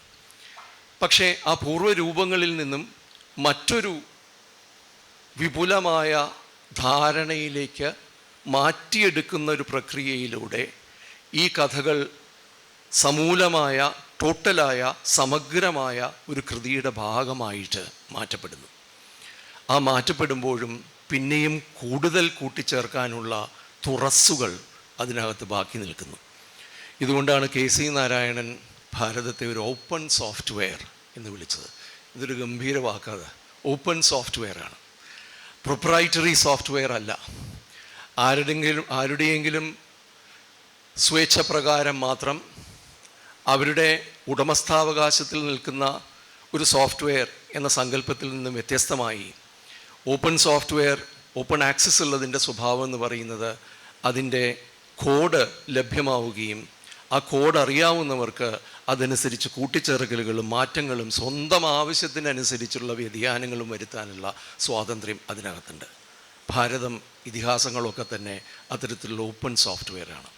KCയുടെ ആ പ്രയോഗത്തിന് എല്ലാ ബഹുമാനവും അർപ്പിച്ചുകൊള്ളട്ടെ. അത്തരത്തിലൊരു ഓപ്പൺ സോഫ്റ്റ്വെയർ ആയിട്ടുള്ള ഇതിഹാസങ്ങൾ, അവയിൽ സ്വാഭാവികമായും പല സ്വരങ്ങളും ഉൾക്കൊള്ളുന്നുണ്ട്. പക്ഷേ അപ്പോഴും നേരത്തെ ഇവിടെ സൂചിപ്പിച്ച പോലെ ഒരു ഹീറോയിക് എന്ന് വിളിക്കാവുന്ന ഒരു നായക സങ്കല്പത്തിൻ്റെ അടിസ്ഥാനത്തിൽ രൂപീകരിക്കപ്പെടുന്ന ഒരു ലോകവീക്ഷണം അതിനകത്ത് നെടുനായകത്വം വഹിക്കുകയും ചെയ്യുന്നുണ്ട്. നമ്മളിവിടെ കാണേണ്ട ഒരു കാര്യമെന്നുള്ളത്, ഇന്ത്യയിലെ ഇതിഹാസ കാവ്യങ്ങൾ, ഭാരതവും രാമായണവും, രാമായണം പ്രത്യേകിച്ച്, ഭാരതം അതിന് മുൻപായിട്ടുള്ള അവസ്ഥയിൽ, രാജവാഴ്ച എന്ന് പറയുന്ന, അതിനു മുൻപ് ചെറിയ ചെറിയ റിപ്പബ്ലിക്കുകളായി ഛിന്നഭിന്നമായി നിന്നിരുന്ന, ഒക്കെ സ്വയം ആർജിതമായ സ്വന്തം വാസസ്ഥലത്ത് തന്നെ, ചിലപ്പോൾ വാസസ്ഥലം തന്നെ നിർണ്ണയിക്കപ്പെടാതെ നാടുതണ്ടികളായി, ഊരുതണ്ടികളായി, നാടോടികളായി നടക്കുന്ന ഒരു സമൂഹത്തിൻ്റെ രീതിയിലാണ് എന്നുണ്ടെങ്കിൽ, കൃത്യമായ കൃഷിയും ആ കൃഷി ഉണ്ടാകുമ്പോഴുള്ള പ്രധാന വ്യവസ്ഥ എന്നത് നിങ്ങൾക്കൊരു സ്ഥലത്ത് താമസം, പാർപ്പ് ഉറപ്പിക്കേണ്ടി വരും. എന്നാൽ മാത്രമേ ആ കൃഷി നോക്കി നടത്തുകയും അതിൻ്റെ ഫലങ്ങൾ എന്ന് പറയുന്നത് സൂക്ഷിച്ചു വയ്ക്കുകയും ആ സൂക്ഷിച്ചു വയ്ക്കുന്നതിൻ്റെ അടിസ്ഥാനത്തിൽ ഒരു വർഷം മുഴുവനുമുള്ള ഒരു ചക്രത്തിലൂടെ നടക്കുകയും പിന്നീട് അടുത്ത വർഷം അതിൽ നിന്നുമുള്ള വിത്തെടുത്ത് വീണ്ടും വിതയ്ക്കുകയും ചെയ്യുന്ന ഒരു സമ്പ്രദായം. ഇതുമായി ബന്ധപ്പെട്ട് തന്നെയാണ് സ്റ്റേറ്റ്ഹുഡ് എന്ന, അല്ലെങ്കിൽ ഭരണകൂടം എന്ന സങ്കല്പത്തിൽ ഒരു മൊണാർക്കി, ഒരു രാജവാഴ്ച ഉണ്ടായി വരുന്നത്. ഈ രാജവാഴ്ചയുടെ അടിസ്ഥാനത്തിലാണ് ഒരു നിലയ്ക്ക് നായക സങ്കല്പം എന്ന് പറയുന്നതിന് വരുന്നത്. രസകരമായ കാര്യം, ഭാരതത്തിലെ ശകുന്തളോപാഖ്യാനത്തിൽ ദുഷ്യന്തൻ രാജാവായിരുന്നില്ല, ഗോപ്തനായിരുന്നു. ആടുകളെ മേച്ച് നടക്കുന്ന, ആടുകളുടെ പിന്നാലെ നടക്കുന്ന ഒരു ആട്ടിടയ സമുദായത്തിൻ്റെ നേതാവ് എന്ന് പറഞ്ഞാൽ തിരഞ്ഞെടുക്കപ്പെട്ട നേതാവായിരുന്നു. തിരഞ്ഞെടുക്കപ്പെടുക എന്ന് പറഞ്ഞാൽ തിരഞ്ഞെടുക്കപ്പെടാതിരിക്കാനുള്ള സാധ്യതയും അതിനകത്ത് നിൽക്കുന്നുണ്ട്. സ്വന്തം പുത്രൻ വീണ്ടും നായകനാവും, നേതാവാവും എന്ന യാതൊരു ഉറപ്പുമില്ലാത്ത ഒരു രാഷ്ട്രീയ വ്യവസ്ഥയായിരുന്നു അത്. അതിൽ നിന്ന് അഭിജ്ഞാനത്തിലേക്ക് എത്തുമ്പോൾ, കാളിദാസൻ്റെ അഭിജ്ഞാനത്തിലേക്ക് എത്തുമ്പോൾ, അവിടെ കാണുന്നത് ശകുന്തളത്തിലെ ദുഷ്യന്തൻ കൃത്യമായ ഒരു രാജാവാണ്. പ്രമഗുണീച്ചർ എന്ന് പറയുന്ന മൂത്തപുത്രനിലേക്ക് അധികാരം കൊടുക്കുന്ന വ്യക്തമായ ഒരു രാജവാഴ്ചയുടെ, രാജവംശത്തിൻ്റെ അടിസ്ഥാനത്തിലാണ് ആ ദുഷ്യന്തനെ അതിൽ വിഭാവനം ചെയ്യുന്നത്. അതോടുകൂടി തന്നെ കഥകൾ മാറേണ്ടി വരുന്നു. എനിക്കറിയില്ല എന്ന് പറയാൻ കഴിയുന്നില്ല. അവിടെയാണ് അഭിജ്ഞാനം നിർബന്ധമായിട്ടും മോതിരം എന്ന് പറയുന്നത് പ്രധാനമായിട്ട് അവിടെയാണ്. കാരണം സ്വയം എന്തും തീരുമാനിക്കാൻ കഴിവുള്ളൊരു രാജാവാണ് എന്നുണ്ടെങ്കിൽ ഗോപ്തൻ അത് കഴിയുമായിരുന്നില്ല. അയാളുടെ തീരുമാനങ്ങളൊക്കെ തന്നെ അയാളുടെ കൂടെയുള്ള മറ്റുള്ളവരുടെ തീരുമാനങ്ങൾക്ക് അല്ലെങ്കിൽ അഭിപ്രായങ്ങൾക്ക് വിധേയമാണ് എന്നുള്ള നിലയ്ക്ക് പൂർണ്ണമായ അധികാരം ഗോപ്തനില്ല എന്നുണ്ടെങ്കിൽ രാജാവായ ദുഷ്യനിലെത്തുമ്പോൾ ഇവൾ എൻ്റെ ഭാര്യയാണ്, ഇതെൻ്റെ മകനാണ് എന്ന് അയാൾ പറഞ്ഞാൽ അത് സത്യമായി മാറുന്നു. അങ്ങനെയുള്ളൊരവസ്ഥയിൽ അയാൾ അത് അംഗീകരിക്കാതിരിക്കണമെന്നുണ്ടെങ്കിൽ അവിടെ മറ്റ് ഒരു ഡിവൈസ് വരുന്നു. അവിടെയാണ് മറവി വരുന്നത്. ആ മറവി അതേ സമയം തന്നെ രാജവാഴ്ചയുടെ മറവി കൂടിയാണ്, രാജവാഴ്ചയുടെ പദ്ധതിയുടെ മറവി കൂടിയാണ്, ക്ഷാത്രധർമ്മത്തിൻ്റെ വൈദിക ധർമ്മത്തിൻ്റെ മറവി കൂടിയാണ് എന്നുകൂടി നാം മനസ്സിലാക്കുമ്പോഴാണ് മോതിരം എന്നത്. മോതിരത്തിന് മറ്റൊരു കഥയും കൂടിയുണ്ട്. ഈ മോതിരം ഉപയോഗിച്ചിട്ടാണ് ആ കാലത്ത് ഏറ്റവും മുദ്രാരാക്ഷസത്തിലൊക്കെ കാണുന്നതാണ്. ഈ മോതിരമാണ് ഒരു ട്രേഡിൻ്റെ ഏറ്റവും പ്രധാനപ്പെട്ട ഒരു സൂചന. നമ്മൾ സ്റ്റാമ്പ് ചെയ്യുന്ന പോലെ, നമ്മുടെ മുദ്രണം വയ്ക്കുന്ന പോലെ മുദ്രാമോതിരങ്ങളാണ്. ആ മോതിരം കൊടുക്കുക എന്ന് പറഞ്ഞാൽ എൻ്റെ ഒപ്പ് കൊടുക്കുക, എൻ്റെ അധികാരം നൽകുക. നമ്മളിന്ന് പവർ ഓഫ് അറ്റോർണി കൊടുക്കുന്നില്ലേ, അതേപോലെ തന്നെയാണ് അത് വർക്ക് ചെയ്തിരുന്നത്. അപ്പോൾ ഈ മോതിരം വളരെ പ്രധാനപ്പെട്ട ഒന്നാണ്. മോതിരം അണിയിക്കുക എന്ന് പറഞ്ഞാൽ ഇതെൻ്റെ ഉടമസ്ഥതയിലുള്ള എൻ്റെ പ്രോപ്പർട്ടിയാണ് എന്ന് പറയുന്ന സൂചനയാണ് അവിടെയുള്ളത്. ആ മോതിരം നഷ്ടപ്പെട്ടാൽ പ്രോപ്പർട്ടി അന്യാധീനപ്പെട്ടു പോകുന്നു, അതിൻ്റെ അനാഥത്വം വ്യക്തമാകുന്നു. ഞാനിത് പറയാൻ കാര്യം, ഇത്തരത്തിൽ എന്താണ് ശാകുന്തളവും ടീച്ചറുമായിട്ടുള്ള ബന്ധം എന്ന് ചില സംശയിക്കുന്നുണ്ടാവും. ഞാൻ ഈ രീതിയിൽ പറയാൻ കാര്യം, കാലങ്ങളിലൂടെ വികസിച്ചു വരുന്ന ഒരു ആഖ്യാന പദ്ധതി എന്ന നിലയ്ക്ക് ഇതിഹാസങ്ങൾ പല രൂപങ്ങളും പല ഭാവങ്ങളും പല കാഴ്ചവട്ടങ്ങളും പല വീക്ഷണകോണുകളും പല പ്രത്യയശാസ്ത്രപരമായ പല ധാരണകളും ഉൾക്കൊള്ളുന്ന, എന്നാൽ പുറമേക്ക് അവ സമഗ്രമാണ് എന്ന തോന്നൽ ഉളവാക്കുന്ന ഒന്നായിട്ട് മാറുന്നു. അതുകൊണ്ട് തന്നെ അവയ്ക്ക് തുടർച്ചയായിട്ട് വരുന്ന, ഇത് നമുക്ക് ഭാരതത്തിൻ്റെയോ രാമായണത്തിൻ്റെയോ മാത്രം കാര്യങ്ങളിലല്ല, ഗ്രീക്ക് എപ്പിക്കുകളായിട്ടുള്ള ഇലിയഡിലും ഒഡീസിയിലുമൊക്കെ ഇതേ കാര്യങ്ങൾ നമുക്ക് കൃത്യമായിട്ട് കാണാൻ കഴിയുന്നുണ്ട്. ഒഡീസിയുടെയും ഇലിയഡിൻ്റെയും വ്യത്യാസം എന്ന് പറയുന്നത് നമ്മളെപ്പോലെ സമഗ്രമായ ഒരൊറ്റ കൃതിയായിട്ടല്ല, മറിച്ച് ചെറിയ ചെറിയ എപ്പിസോഡ്സ് ആയിട്ട് മാറുന്ന എപ്പിക്കുകളായി 12-13 കൃതികൾ ചേരുന്ന ഒരു എപ്പിക് സൈക്കിളായിട്ടത് മാറുന്നു എന്നതാണ്. അതുകൊണ്ട് അവയ്ക്കുള്ളൊരു വ്യത്യാസം എന്നുള്ളത് ഒരു എപ്പിക്കും മറ്റൊരു എപ്പിക്കും തമ്മിൽ വ്യത്യാസങ്ങൾ കുറേയും കൂടി സ്പഷ്ടമാകാൻ സാധ്യതയുണ്ട്. എപ്പിക് സൈക്കിളിന് സമഗ്രമായൊരു നായക സങ്കല്പം ഉണ്ടായി നിൽക്കുമ്പോഴും ഒരു എപ്പിക്കിലെ നായകനാവണമെന്നില്ല അടുത്ത എപ്പിക്കിലെ നായകൻ. ഇലിയഡിലെയോ ലിറ്റിൽ ഇലിയഡിലെയോ നായകന്മാർ ഒരേ ആളുകളല്ല. അല്ലെങ്കിൽ അവസാനത്തെ യുദ്ധത്തിൻ്റെയും തിരിച്ച് ഗ്രീസിലേക്ക് വരുന്ന ആ ഒരു യാത്രയിലുണ്ടാവുന്ന നായകർ മാറി മാറി വരുന്നുണ്ട്. അപ്പോൾ നായക സങ്കല്പം ഉടനീളം നിൽക്കുമ്പോൾ നായകൻ ആര് എന്നതിൽ മാറ്റങ്ങൾ ഉണ്ടാവാനുള്ള സാധ്യത ഈ ഡിസ്ക്രീറ്റ് ആയിട്ടുള്ള എപ്പിക്സ് ആയിട്ട് നിൽക്കുമ്പോൾ വരുന്നുണ്ട്. എന്നിരുന്നാലും ഇത്തരമൊരു സ്വഭാവം നമ്മൾ കാണുമ്പോൾ ഈ ഒരു പലമ തന്നെ ഇതിഹാസത്തിന് തുടർച്ചയായിട്ടുണ്ടായുള്ള ഇതിഹാസ വായനകളിലും ഇതിഹാസത്തിൻ്റെ പുനരെഴുത്തുകളിലും ഇതിഹാസത്തെ അവലംബിച്ചുകൊണ്ടുണ്ടായിട്ടുള്ള പിന്നീടുള്ള കൃതികളിലും ഈ ഒരു പലമ നമുക്ക് വ്യക്തമായിട്ട് കാണാൻ കഴിയുന്നുണ്ട്. ഒരു വശത്ത് അനുകൂലമായ ഈ നായക സങ്കല്പത്തിന് അനുകൂലമായ, അതിനകത്ത് നിൽക്കുന്ന സാമൂഹികമായ വീക്ഷണങ്ങൾക്ക് അനുകൂലമായ കൃതികൾ ഉണ്ടാകുമ്പോഴും ആ ഇതിഹാസത്തിൽ നിൽക്കുന്ന ഇതര സാധ്യതകളെ പിന്തുടർന്നുകൊണ്ട്, അതിലെ വിള്ളലുകളെ പിന്തുടർന്നുകൊണ്ട്, അതിലുള്ള വൈരുദ്ധ്യങ്ങളെ പിന്തുടർന്നുകൊണ്ട് ഒരു വിമത പാരമ്പര്യവും ഈ ഇതിഹാസ പാരമ്പര്യത്തിൻ്റെ ഭാഗമായി തന്നെ നിൽക്കുന്നുണ്ട്. നമുക്ക് പലപ്പോഴും പറ്റുന്ന ഒരു ബുദ്ധിമുട്ട് എന്നുള്ളത് നമ്മുടെ ഓർമ്മ വളരെ കുറവാണ്. ഇപ്പോൾ നാടകത്തിൻ്റെ കാര്യത്തിൽ പറയുകയാണെങ്കിൽ റിയലിസത്തിൻ്റെ കാലത്ത് ജനിച്ചു വളർന്ന എനിക്ക് റിയലിസമാണ് ലോകം മുഴുവനും എല്ലാ കാലത്തും നിന്നിരുന്നത് എന്നൊരു തോന്നലുണ്ടാകുമ്പോൾ യഥാർത്ഥത്തിൽ റിയലിസം എന്ന് പറയുന്നത് കഷ്ടി ഒരു 100 വർഷത്തിലേറെ പഴക്കമില്ല എന്നത് കുറച്ചുകൂടി പിന്നോട്ട് നോക്കുകയാണെങ്കിൽ നമുക്ക് മനസ്സിലാക്കാൻ കഴിയും. നാം പലപ്പോഴും നമ്മുടെ ചരിത്രകാലത്തിൻ്റെ, നമ്മുടെ ഭാവുകത്വങ്ങളുടെ, നമ്മുടെ ബോധങ്ങളുടെ കാരാഗൃഹത്തിനകത്ത് പെട്ടു നിൽക്കുന്നവരാണ്. അതുകൊണ്ട് തന്നെ അതിന് മുൻപുണ്ടായിരുന്ന കാലത്ത് എങ്ങനെയായിരുന്നു എന്ന് വേണ്ട പോലെ പരിഗണിക്കാത്തത് കൊണ്ട് ഇന്ന് നടക്കുന്നത് പുതുതായ എന്തോ ആണ്, തികച്ചും ഇതുവരെ മുൻപുണ്ടാവാത്ത ഒന്ന് ആണ് എന്ന് പറയുന്ന ആശ്ചര്യത്തിലേക്കും അത്ഭുതത്തിലേക്കും നാം പലപ്പോഴും പെട്ടുപോകാറുണ്ട്.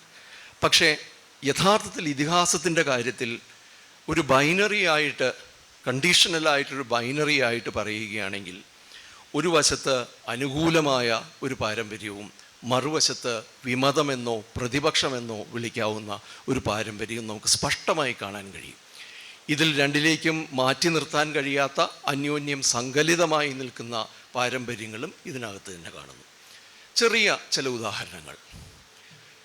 രാമായണം പട്ടാഭിഷേകത്തോടുകൂടി കഴിഞ്ഞ അവസ്ഥയിലാണ് ഉത്തരകാണ്ഡം എന്ന കൃതി, അല്ലെങ്കിൽ പ്രക്ഷിപ്തം എന്ന് പല പണ്ഡിതരും പറഞ്ഞിട്ടുള്ള, പിന്നീട് കൂട്ടിച്ചേർത്തത് എന്ന് പറഞ്ഞിട്ടുള്ള, രാമായണം തന്നെ കൂട്ടിച്ചേർപ്പാണ്. അത് പല കാലങ്ങളിലായി കൂട്ടിച്ചേർത്തിട്ടുള്ള ഒന്നാണ്.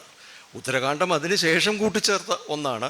ഇനി നമുക്ക് വേണമെങ്കിൽ ഒരു ഉത്തരകാണ്ഡം കൂട്ടിച്ചേർക്കാവുന്നതാണ്. അതല്ലേ സാറ് ടീച്ചർ ചെയ്തത് എന്ന് നമ്മൾ ചോദിക്കുകയും വേണ്ടി വരും. അതിലേക്ക് നമുക്ക് എത്താം. അപ്പോൾ ഒരു ഉത്തരകാണ്ഡം അതിനകത്ത് വരുമ്പോൾ പ്രധാനമായും അതൊരു വൈഷ്ണവ ദർശനത്തിൻ്റെ ആവിഷ്കാരമായി കണ്ടപ്പോഴും സൂക്ഷ്മമായി നോക്കുകയാണെങ്കിൽ ഉത്തരകാണ്ഡം എന്നത് ഒരു, ഞാൻ ഇംഗ്ലീഷിൽ ഉപയോഗിച്ചിട്ടുള്ള വാക്ക് സൂപ്പർ ടെക്സ്റ്റ് എന്നാണ്. ഒരു ഉപരിപാഠം എന്നതിനെ ഉപയോഗിക്കാൻ പറ്റുമോ എന്നറിയില്ല. വിശദീകരിക്കുകയാണെങ്കിൽ രാമായണത്തിൽ എന്ത് നടക്കുന്നുവോ അതേ സംഭവങ്ങളുടെ തന്നെ കൃത്യമായ സമാന്തരങ്ങളാണ് ഉത്തരകാണ്ഡത്തിൽ നടക്കുന്നത്. ഒരു വ്യത്യാസം മാത്രം, രാമായണത്തിൽ സീതയുണ്ടെങ്കിൽ ഉത്തരകാണ്ഡത്തിൽ സീതയില്ല.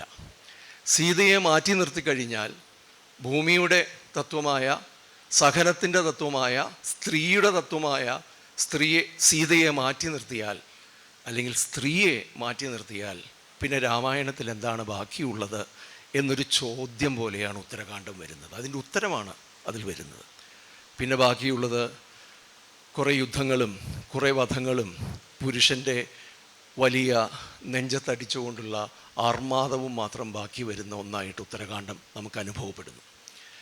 നാം മനസ്സിലാക്കേണ്ടത്, രാമായണത്തിനകത്ത് തന്നെ, രാമായണ കൃതിക്കകത്ത് തന്നെ അതിൻ്റെ തുടർച്ചയായി രാമായണത്തിൻ്റെ അതിശക്തമായ വിമർശനമായി ഉത്തരകാണ്ഡം വരുമ്പോൾ നാം രാമായണം എന്ന് പറയുന്ന ഒരു ഇതിഹാസ കാവ്യത്തെ, അത് കാവ്യമാവുമ്പോൾ ഞാനതുകൊണ്ട് ഇതിഹാസ കാവ്യം എന്ന് പറയുന്നത്, ഒരു ഇതിഹാസ കാവ്യത്തെ ഏത് രീതിയിലാണ് കാണേണ്ടത് എന്ന ചോദ്യം വളരെ ഗൗരവമായി നമ്മൾ ഉണർന്നു വരുന്നുണ്ട്.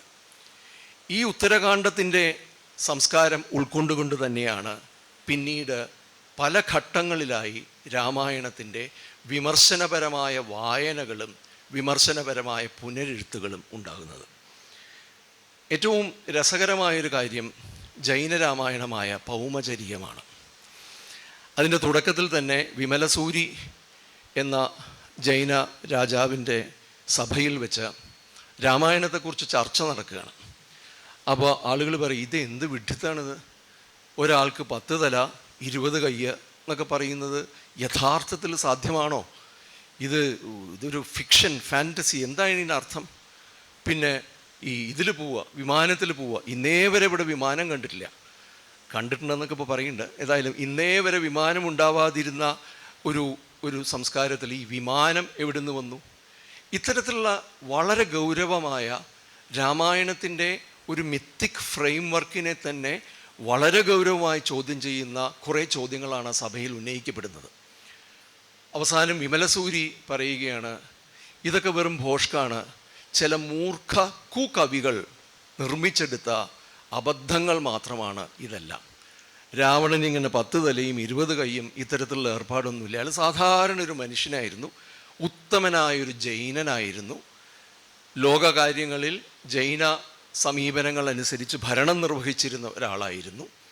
അതുകൊണ്ട് ഈ രാമായണം എന്ന് പറയുന്ന അബദ്ധകൃതിയെ വീണ്ടും എഴുതേണ്ടതുണ്ട്. ജൈന സങ്കല്പങ്ങൾക്ക് അടിസ്ഥാനപ്പെടുത്തി യുദ്ധം, കൊല, ഹിംസ മുതലായവയെ മറ്റൊരു രീതിയിൽ നോക്കിക്കൊണ്ട് അതിനെ വിമർശനാത്മകമായി കണ്ടുകൊണ്ടുള്ള ഒന്നായിട്ട് മാറുന്നു. രാമായണം പൂർണ്ണമായി പുനരെഴുതപ്പെടുകയാണ് അവിടെ ഉണ്ടാവുന്നത്.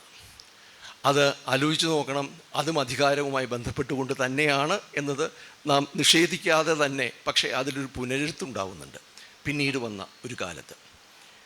പിന്നെയും കഴിയുമ്പോഴാണ് ഭവഭൂതിയുടെ ഉത്തരരാമചരിതം പോലെ ഒന്ന് വരുന്നത്. ഉത്തരരാമചരിതം, രാമായണത്തിന് ശേഷം ഉത്തരരാമചരിതം നാടകം വായിക്കുകയാണെങ്കിൽ നാം ഇത്ര ഫലിത കഥാപാത്രമാണോ രാമൻ എന്ന് തോന്നിപ്പോയാൽ ഒട്ടും തെറ്റുണ്ടാവുകയില്ല. കാരണം അദ്ദേഹത്തിൻ്റെ പ്രധാന ജോലി എന്നത് എപ്പോഴെല്ലാം സാധ്യമാണോ അപ്പോഴൊക്കെ മോഹാലസ്യപ്പെട്ട് വീഴലാണ് പ്രധാനപ്പെട്ട ജോലി. ലക്ഷ്മണൻ ഇടയ്ക്കിടയ്ക്ക് ജ്യേഷ്ഠ മോഹാലസ്യപ്പെടേണ്ട, എണീക്കൂ എണീക്കൂ എന്ന് പറഞ്ഞ് വിളിച്ചെഴുന്നേൽപ്പിക്കുകയും ചെയ്യും. കാരണം ഏതെല്ലാം സങ്കീർണങ്ങളായ ബുദ്ധിമുട്ടുണ്ടാക്കുന്ന ചില തിരഞ്ഞെടുപ്പുകൾ ആവശ്യം വരുന്നുവോ, എവിടെയെല്ലാം സ്വന്തം തീരുമാനം ആവശ്യമായി വരുന്നുവോ, അവിടെയൊക്കെ നമ്മളിൽ പലരും ചെയ്യുന്ന പോലെ പതുക്കൊന്ന് മോഹാലസ്യപ്പെട്ട് കളയുന്നതാണ് നല്ലത്. അങ്ങനെ പലപ്പോഴും നമ്മളിപ്പോഴും മോഹാലസ്യപ്പെട്ടുകൊണ്ടേയിരിക്കുന്നു എന്നതും വാസ്തവമാണ്. അത്തരം മോഹാലസ്യങ്ങളാണ് ഉടനീളം. ഒടുവിൽ സീത, ഇത് മുഴുവനും നടക്കുന്നത് വാൽമീകിയുടെ ആശ്രമത്തിൽ. സീത ലവകുശന്മാർ ഉണ്ടായതിനു ശേഷം രാമനും ലക്ഷ്മണനും കൂടി വാൽമീകിയുടെ ആശ്രമത്തിലെത്തുമ്പോൾ സീത ഇന്നും ജീവിച്ചിരിക്കുന്നു എന്നും സീതയ്ക്ക് 2 മക്കളുണ്ട് എന്നും രാമനെ മനസ്സിലാക്കിക്കാൻ, ധരിപ്പിക്കാനായി വാൽമീകി അവിടെ നിർമ്മിച്ചെടുക്കുന്ന ഒരു നാടകത്തിൻ്റെ അവതരണത്തിലൂടെയാണ്. പലപ്പോഴും സംസ്കൃത സാഹിത്യത്തിൽ ഈ അന്തർനാടകം എന്ന് പറയുന്ന ഒരു സങ്കേതത്തിൻ്റെ ഉദാഹരണമായി മാത്രം ഉത്തരരാമചരിതം കാണുകയും അതിൻ്റെ കാവ്യഗുണമായിട്ട് കാണുകയും ചെയ്യുമ്പോൾ ഇതിൻ്റെ വളരെ വിപുലമായ ഈ ഒരു പുനരെഴുത്തിൻ്റെ സാധ്യതകൾ എന്താണ്, അർത്ഥതലങ്ങൾ എന്താണ് എന്നുള്ളത് ഭാഗ്യവശാൽ സംസ്കൃതക്കാർ അന്വേഷിച്ചിട്ടില്ല. അത് ബാക്കിയുള്ളവർ അന്വേഷിക്കട്ടെ, അതായിരിക്കും നന്നായിരിക്കുക. പക്ഷേ അതിൽ അവസാനം സീത വരുന്നതും അതിനകത്ത് സീതയും രാമനും തമ്മിൽ കണ്ടുമുട്ടുകയും യഥാർത്ഥത്തിലുള്ള സീത അപ്പുറത്ത് നിൽക്കുകയും രാമൻ ഇതിൻ്റെ പ്രേക്ഷകനായിട്ട് ഇരിക്കുമ്പോൾ രാമൻ വേഗം വീണ്ടും മോഹാലസ്യപ്പെടുന്നു. അപ്പോൾ ലക്ഷ്മണൻ പറയുന്നുണ്ട്, ജ്യേഷ്ഠ ഇത് നാടകമാണ്, ജീവിതമല്ല എന്ന് പറയുന്നുണ്ട്. എന്നുവെച്ചാൽ ജീവിതത്തിൽ മോഹാലസ്യപ്പെട്ടോളൂ രക്ഷപ്പെടാനായിട്ട്, ഇവിടെ തൽക്കാലം താങ്കൾ മോഹാലസ്യപ്പെട്ടിട്ട് പ്രത്യേകിച്ച് പ്രയോജനമൊന്നും ഉണ്ടാകുന്നില്ല. അത്ഭുതകരമായ കാര്യമെന്ന് പറയുന്നത് ഇത് നാടകമാണോ ജീവിതമാണോ, നാടകത്തിലാണോ ജീവിതത്തിലാണോ, അല്ലെങ്കിൽ നാം കാണുന്ന നാടകത്തിലാണോ അതിനകത്തുള്ള നാടകത്തിലാണോ എന്ന വിഭ്രാമകമായൊരു തലത്തിൽ സീതയും രാവണനും കൂടിയോജിക്കുന്നു. അവരുടെ സമാഗമം ഉണ്ടാകുന്നു, സീതയെ വീണ്ടും അംഗീകരിക്കുന്നു. മറ്റൊരർത്ഥത്തിൽ രാമായണം തന്നെ മാറ്റി എഴുതപ്പെടുന്നു. ഇതും പാരമ്പര്യത്തിൻ്റെ ഭാഗമാണ്. അതിലാണ് ഒരു പക്ഷേ നിങ്ങൾക്ക് എല്ലാവർക്കും ധാരാളം പരിചയമുള്ള ശംഭൂകനെ വധിക്കാനായിട്ട് നിൽക്കുന്ന അവസ്ഥയിൽ രാമൻ വാളോങ്ങി നിൽക്കുന്ന ചാത്തുക്കുട്ടി മന്നാടിയാരുടെ പ്രസിദ്ധമായ വിവർത്തനത്തിൽ വെട്ടാനായിട്ട് വാളോങ്ങി നിൽക്കുമ്പോൾ രാമൻ്റെ കൈക്ക് ഒരു ചെറിയ സംശയം, ഒരു ചെറിയ സംഭ്രമം, അല്ലെങ്കിൽ രാമന് ഒരു ചെറിയ സംഭ്രമം. ശൂദ്രമുനിയെ വെട്ടിക്കൊല്ലുക എന്നുള്ളത് രാജധർമ്മത്തിനനുസരിച്ചതാണെങ്കിലും ആ വെട്ടാൻ ഒരു പങ്കപ്പാട്. അപ്പോൾ രാമൻ തന്നെ സ്വന്തം വലത് കൈയിനോട് ചോദിക്കുന്നുണ്ട്, രേ ദക്ഷിണഹസ്ത ശീഘ്രം ഖഡ്ഗമയയ്ക്ക ശൂദ്രമുനി തൻ നേരേ മടിക്കേണ്ടടോ പാരം ഗർഭപരാർത്ഥയാം ക്ഷിതിജയെ കൈവിട്ട കെങ്കേമനാമീ രാമൻ്റെ ഒരംഗമാകിയ നിനക്കെങ്ങുന്നു വന്നു കൃപ. സീതയെ ഒരു സംശയമില്ലാണ്ട് കാട്ടിലേക്ക് പറഞ്ഞയച്ചിട്ടുള്ള നിൻ്റെ ഒരു അംഗമായി, ഈ രാമൻ്റെ ഒരംഗമായിട്ടുള്ള നിനക്ക് എവിടെ നിന്നാണ് ഈ പ്രത്യേക നിമിഷത്തിൽ കൃപ വരുന്നത്? ഇതിലേത് രാമൻ ഏത് രാമനോടാണ് ചോദിക്കുന്നത്? ആരാണിതിൽ രാമൻ? ഈ രാമൻ്റെ അംഗമായി മാറ്റി നിർത്തിയിരിക്കുന്ന ഈ അംഗം രാമനല്ലേ? ഈ രാമനോട് ചോദിക്കുമ്പോൾ രാമൻ എന്ന് പറയുന്നത് ഒരൊറ്റ കഥാപാത്രമാണെന്നും ഒരൊറ്റ സബ്ജക്റ്റിവിറ്റിയാണെന്നും പറയുന്നതിനെ തീർത്തും മാറ്റിക്കൊണ്ട് വി കണ്ടെയ്ൻ മൾട്ടിറ്റ്യൂഡ്സ് എന്ന് വാൾട്ട് വിറ്റ്മാൻ പറഞ്ഞതിലേക്ക് നമ്മൾ പോവുകയാണ് ചെയ്യുന്നത്. ആ അർത്ഥത്തിൽ രാമായണ കൃതിയുടെ നായക സങ്കല്പത്തെ തന്നെ ഈ മോഹാലസ്യപ്പെടലിലും സംശയങ്ങളും ആശങ്കകളും കടുത്ത തീർച്ചകളില്ലായ്മയും ഒക്കെ ചേർന്നിട്ടുള്ളൊരു കഥാപാത്രമായി രാമനെ പുനർവിശദീകരിക്കുമ്പോൾ നമുക്ക് കിട്ടുന്നത് തികച്ചും വ്യത്യസ്തമായൊരു രാമായണ ദർശനമാണ്. ഇത് തന്നെയാണ് ഭാസനിൽ മഹാഭാരതത്തിൻ്റെ ഭാഷ്യങ്ങളിൽ ഊരുഭംഗത്തിലും പഞ്ചരാത്രത്തിലുമൊക്കെ. ഊരുഭംഗത്തിൽ ഒരർത്ഥത്തിൽ പ്രതിനായകനായ ദുര്യോധനൻ ആ യുദ്ധത്തിൻ്റെ സമയത്ത് ശരിയായ ധർമ്മയുദ്ധം മാത്രം ചെയ്യാൻ തയ്യാറായി എന്നുള്ളത് കൊണ്ടും ധർമ്മത്തിൻ്റെ മൂർത്തിമദ്ഭാവമായ കൃഷ്ണൻ ഭീമസേനോട് തുടയ്ക്ക് കീഴിൽ അരയിൽ തട്ടിക്കാണിച്ചതുകൊണ്ട് ഒരു ധർമ്മ യുദ്ധത്തിലും അനുവദനീയമല്ലാത്ത രീതിയിൽ ഊരിൽ ഗദ അടിച്ചുകൊണ്ട് ദുര്യോധനെ വീഴ്ത്തുകയും ചെയ്ത് കഴിഞ്ഞതിന് ശേഷം ഉള്ള ദുര്യോധനൻ്റെ ഒരവസ്ഥ. യുദ്ധം കഴിഞ്ഞ യുദ്ധഭൂമിയാണത്. ഗാന്ധാരി വിലാപത്തിൽ കാണുന്ന പോലെ തന്നെ. എന്താണ് യുദ്ധത്തിൻ്റെ ഫലം? ആര് നേടുന്നു യുദ്ധത്തിൽ നിന്നും? ആർക്കാണ് നഷ്ടമുണ്ടാകുന്നത്? എന്തെങ്കിലും അന്തിമമായി ഫലമായിട്ട് ലഭ്യമാകുന്നുണ്ടോ എന്ന വളരെ വളരെ അടിസ്ഥാനപരമായ ചോദ്യങ്ങളാണ് ചോദിക്കുന്നത്. അതിലേറ്റവും മനുഷ്യനെ മഥിക്കുന്ന ഒരു രംഗം എന്നുള്ളത് ദുര്യോധനൻ്റെ മകൻ അച്ഛനെ കണ്ടാൽ എപ്പോഴും ഓടി മടിയിൽ കയറിയിരിക്കുന്ന ആ പുത്രൻ ഇവിടെ ഊര് തകർന്ന് അനങ്ങാൻ വയ്യാതെ കിടക്കുന്ന അച്ഛനെ കണ്ടപ്പോൾ ഓടിക്കേറി മടിയിലേക്ക് ഇരിക്കുന്നുണ്ട്. വേദന സഹിക്കവയ്യാതെ ദുര്യോധനൻ എടുത്തു മാറ്റുന്നുണ്ട്. ജീവിതത്തിൽ ഒരിക്കലും ഉണ്ടാവാത്തതാണത്. പുത്രവാത്സല്യത്തിൻ്റെ ഏറ്റവും ഉത്തമ ഭാവമായ ദുര്യോധനൻ പുത്രനെ മാറ്റി നിർത്തേണ്ട അവസ്ഥയുണ്ടാവുന്നു. അപ്പോഴും മകൻ ചോദിക്കുന്നു, അച്ഛൻ എങ്ങോട്ടാണ് പോകുന്നത്? ഞാനും കൂടെ വന്നോട്ടെ ചോദിക്കുന്നുണ്ട്. ഭീമസേനോട് പോയി പറയൂ എന്നാണ് ദുര്യോധനൻ്റെ മറുപടി. കാരണം കൊലയാളിയായ ഭീമസേനൻ നിന്നെ എൻ്റെ കൂടെ അയക്കണമെന്നുണ്ടെങ്കിൽ അത് ചെയ്യാവുന്നത് ഭീമസേനനാണ് എന്ന് പറയും. ഈ നായക സങ്കല്പം എന്ന് പറയുന്നതിൻ്റെ കീഴ്ക്കാഴ്ചയാണ് ഇവിടെ വരുന്നത്, മേൽക്കാഴ്ചയല്ല. ഒരർത്ഥത്തിൽ നായക സങ്കല്പത്തിൽ രൂഢമൂലമായി നിൽക്കുകയും എന്നാൽ ഗുപ്തമാക്കി വയ്ക്കുകയും ചെയ്തിട്ടുള്ള അതിഭീകരമായ ഹിംസയുടെയും വയലൻസിൻ്റെയും അക്രമത്തിൻ്റെയും കൊലയുടെയും മറ്റൊരു ജീവി അപരൻ ദി അതർ എന്ന് പറയുന്നതിനോടുള്ള യാതൊരു ദയാവായ്പുമില്ലായ്മയുടെയും ഒരു സംസ്കാരത്തിൻ്റെ ആ ദൃശ്യം അവിടെ നമുക്ക് ലഭ്യമാവുന്നു. ഇത് തന്നെയാണ് നമുക്ക് ട്രോജൻ യുദ്ധവുമായി ബന്ധപ്പെട്ട് ഈഡിപ്പസിൻ്റെ കൃതികളിൽ ഈ നായക സങ്കല്പം വളരെ ഗൗരവമായി കൊണ്ടുവരുമ്പോഴും ആ നായക സങ്കല്പത്തിനകത്ത് നിൽക്കുന്ന വൈരുദ്ധ്യങ്ങളെയാണ് അത് കൊണ്ടുവരുന്നത്. നായക സങ്കല്പത്തെ ചോദ്യം ചെയ്യുന്നില്ല, പക്ഷേ നായക സങ്കല്പത്തിനകത്ത് നിൽക്കുന്ന കടുത്ത വൈരുദ്ധ്യങ്ങൾ യൂറിപ്പിഡസ് എത്തുമ്പോഴേക്കും ഗാന്ധാരി വിലാപത്തിൻ്റെയും ഉത്തരരാമചരിതത്തിൻ്റെയും അല്ലെങ്കിൽ ഉത്തരകാണ്ഡത്തിൻ്റെയും ഒക്കെ സ്വഭാവം പോലെ തന്നെ ഈ യുദ്ധം തന്നെ എന്തിനായിരുന്നു എന്ന ചോദ്യത്തിലേക്ക് എത്തുന്നുണ്ട്. ഭാസൻ പഞ്ചരാത്രത്തിൽ യുദ്ധം തന്നെ ഇല്ലാതാക്കിയ ഒരു നീക്കത്തിലേക്ക് പോയില്ല എന്നുണ്ടെങ്കിലും യൂറിപ്പിഡസ് എന്തിനാണ് ഈ യുദ്ധം എന്ന് ചോദിക്കുന്നുണ്ട്. ഞാൻ ഹെക്യൂബിയുടെ കാര്യത്തിലേക്ക് പിന്നീട് വരാം. ഞാൻ ഇത്രയും പറഞ്ഞത് സാറ ടീച്ചറെ സ്ഥാനപ്പെടുത്താനാണ്. ഒരർത്ഥത്തിൽ രാമായണത്തിൻ്റെ പാരമ്പര്യത്തിലാണ് സാറ ടീച്ചർ നിൽക്കുന്നത്. രാമായണത്തിൻ്റെ ഇതിഹാസ പാരമ്പര്യത്തിൽ തന്നെ അനേകം അടരുകളുണ്ടാവുമ്പോൾ ചിലത് നേരത്തെ പറഞ്ഞ പോലെ അനുകൂലമായ അടരുകളും ചിലത് പ്രതികൂലമായ അടരുകളും ചിലത് പ്രതിപക്ഷ സ്വഭാവമുള്ളവയും ചിലവ വിമത സ്വഭാവമുള്ളവയുമാവുമ്പോൾ ആ വിമത സ്വഭാവത്തിൻ്റെ ആർജവം ഉൾക്കൊള്ളുന്ന ആ കൃതികളെ തിരസ്കരിക്കുകയല്ല ചെയ്യുന്നത്. ഇത് വളരെ പ്രധാനപ്പെട്ടൊരു കാര്യമാണ് തോന്നുന്നു. ഇത് തിരസ്കരിക്കാൻ എളുപ്പമാണ്, അതിലേക്ക് ഞാൻ തിരിഞ്ഞു നോക്കണ്ട. രാമൻ വേണ്ട, രാമായണം വേണ്ട എന്ന് പറയാൻ എളുപ്പമാണ്. പക്ഷേ രാമനും വേണം, രാമായണവും വേണം. പക്ഷേ വ്യത്യസ്തമായൊരു രാമനും വേണം, വ്യത്യസ്തമായൊരു രാമായണവും വേണം എന്ന് പറയണമെന്നുണ്ടെങ്കിൽ അതിനകത്ത് വലിയൊരു നീക്കം അതിനകത്ത് വരുന്നുണ്ട്. ആ അർത്ഥത്തിൽ വിമർശനത്തിൻ്റെ വിമതസ്വരത്തിൻ്റെ അതോടുകൂടി രാമായണത്തിൻ്റെയൊക്കെ വീണ്ടെടുപ്പുകളുടെ ഒരു കഥയാണ് യഥാർത്ഥത്തിൽ സാറ ടീച്ചറുടെ കൃതികൾ കാണാൻ കഴിയുക എന്ന് എനിക്ക് തോന്നുന്നു.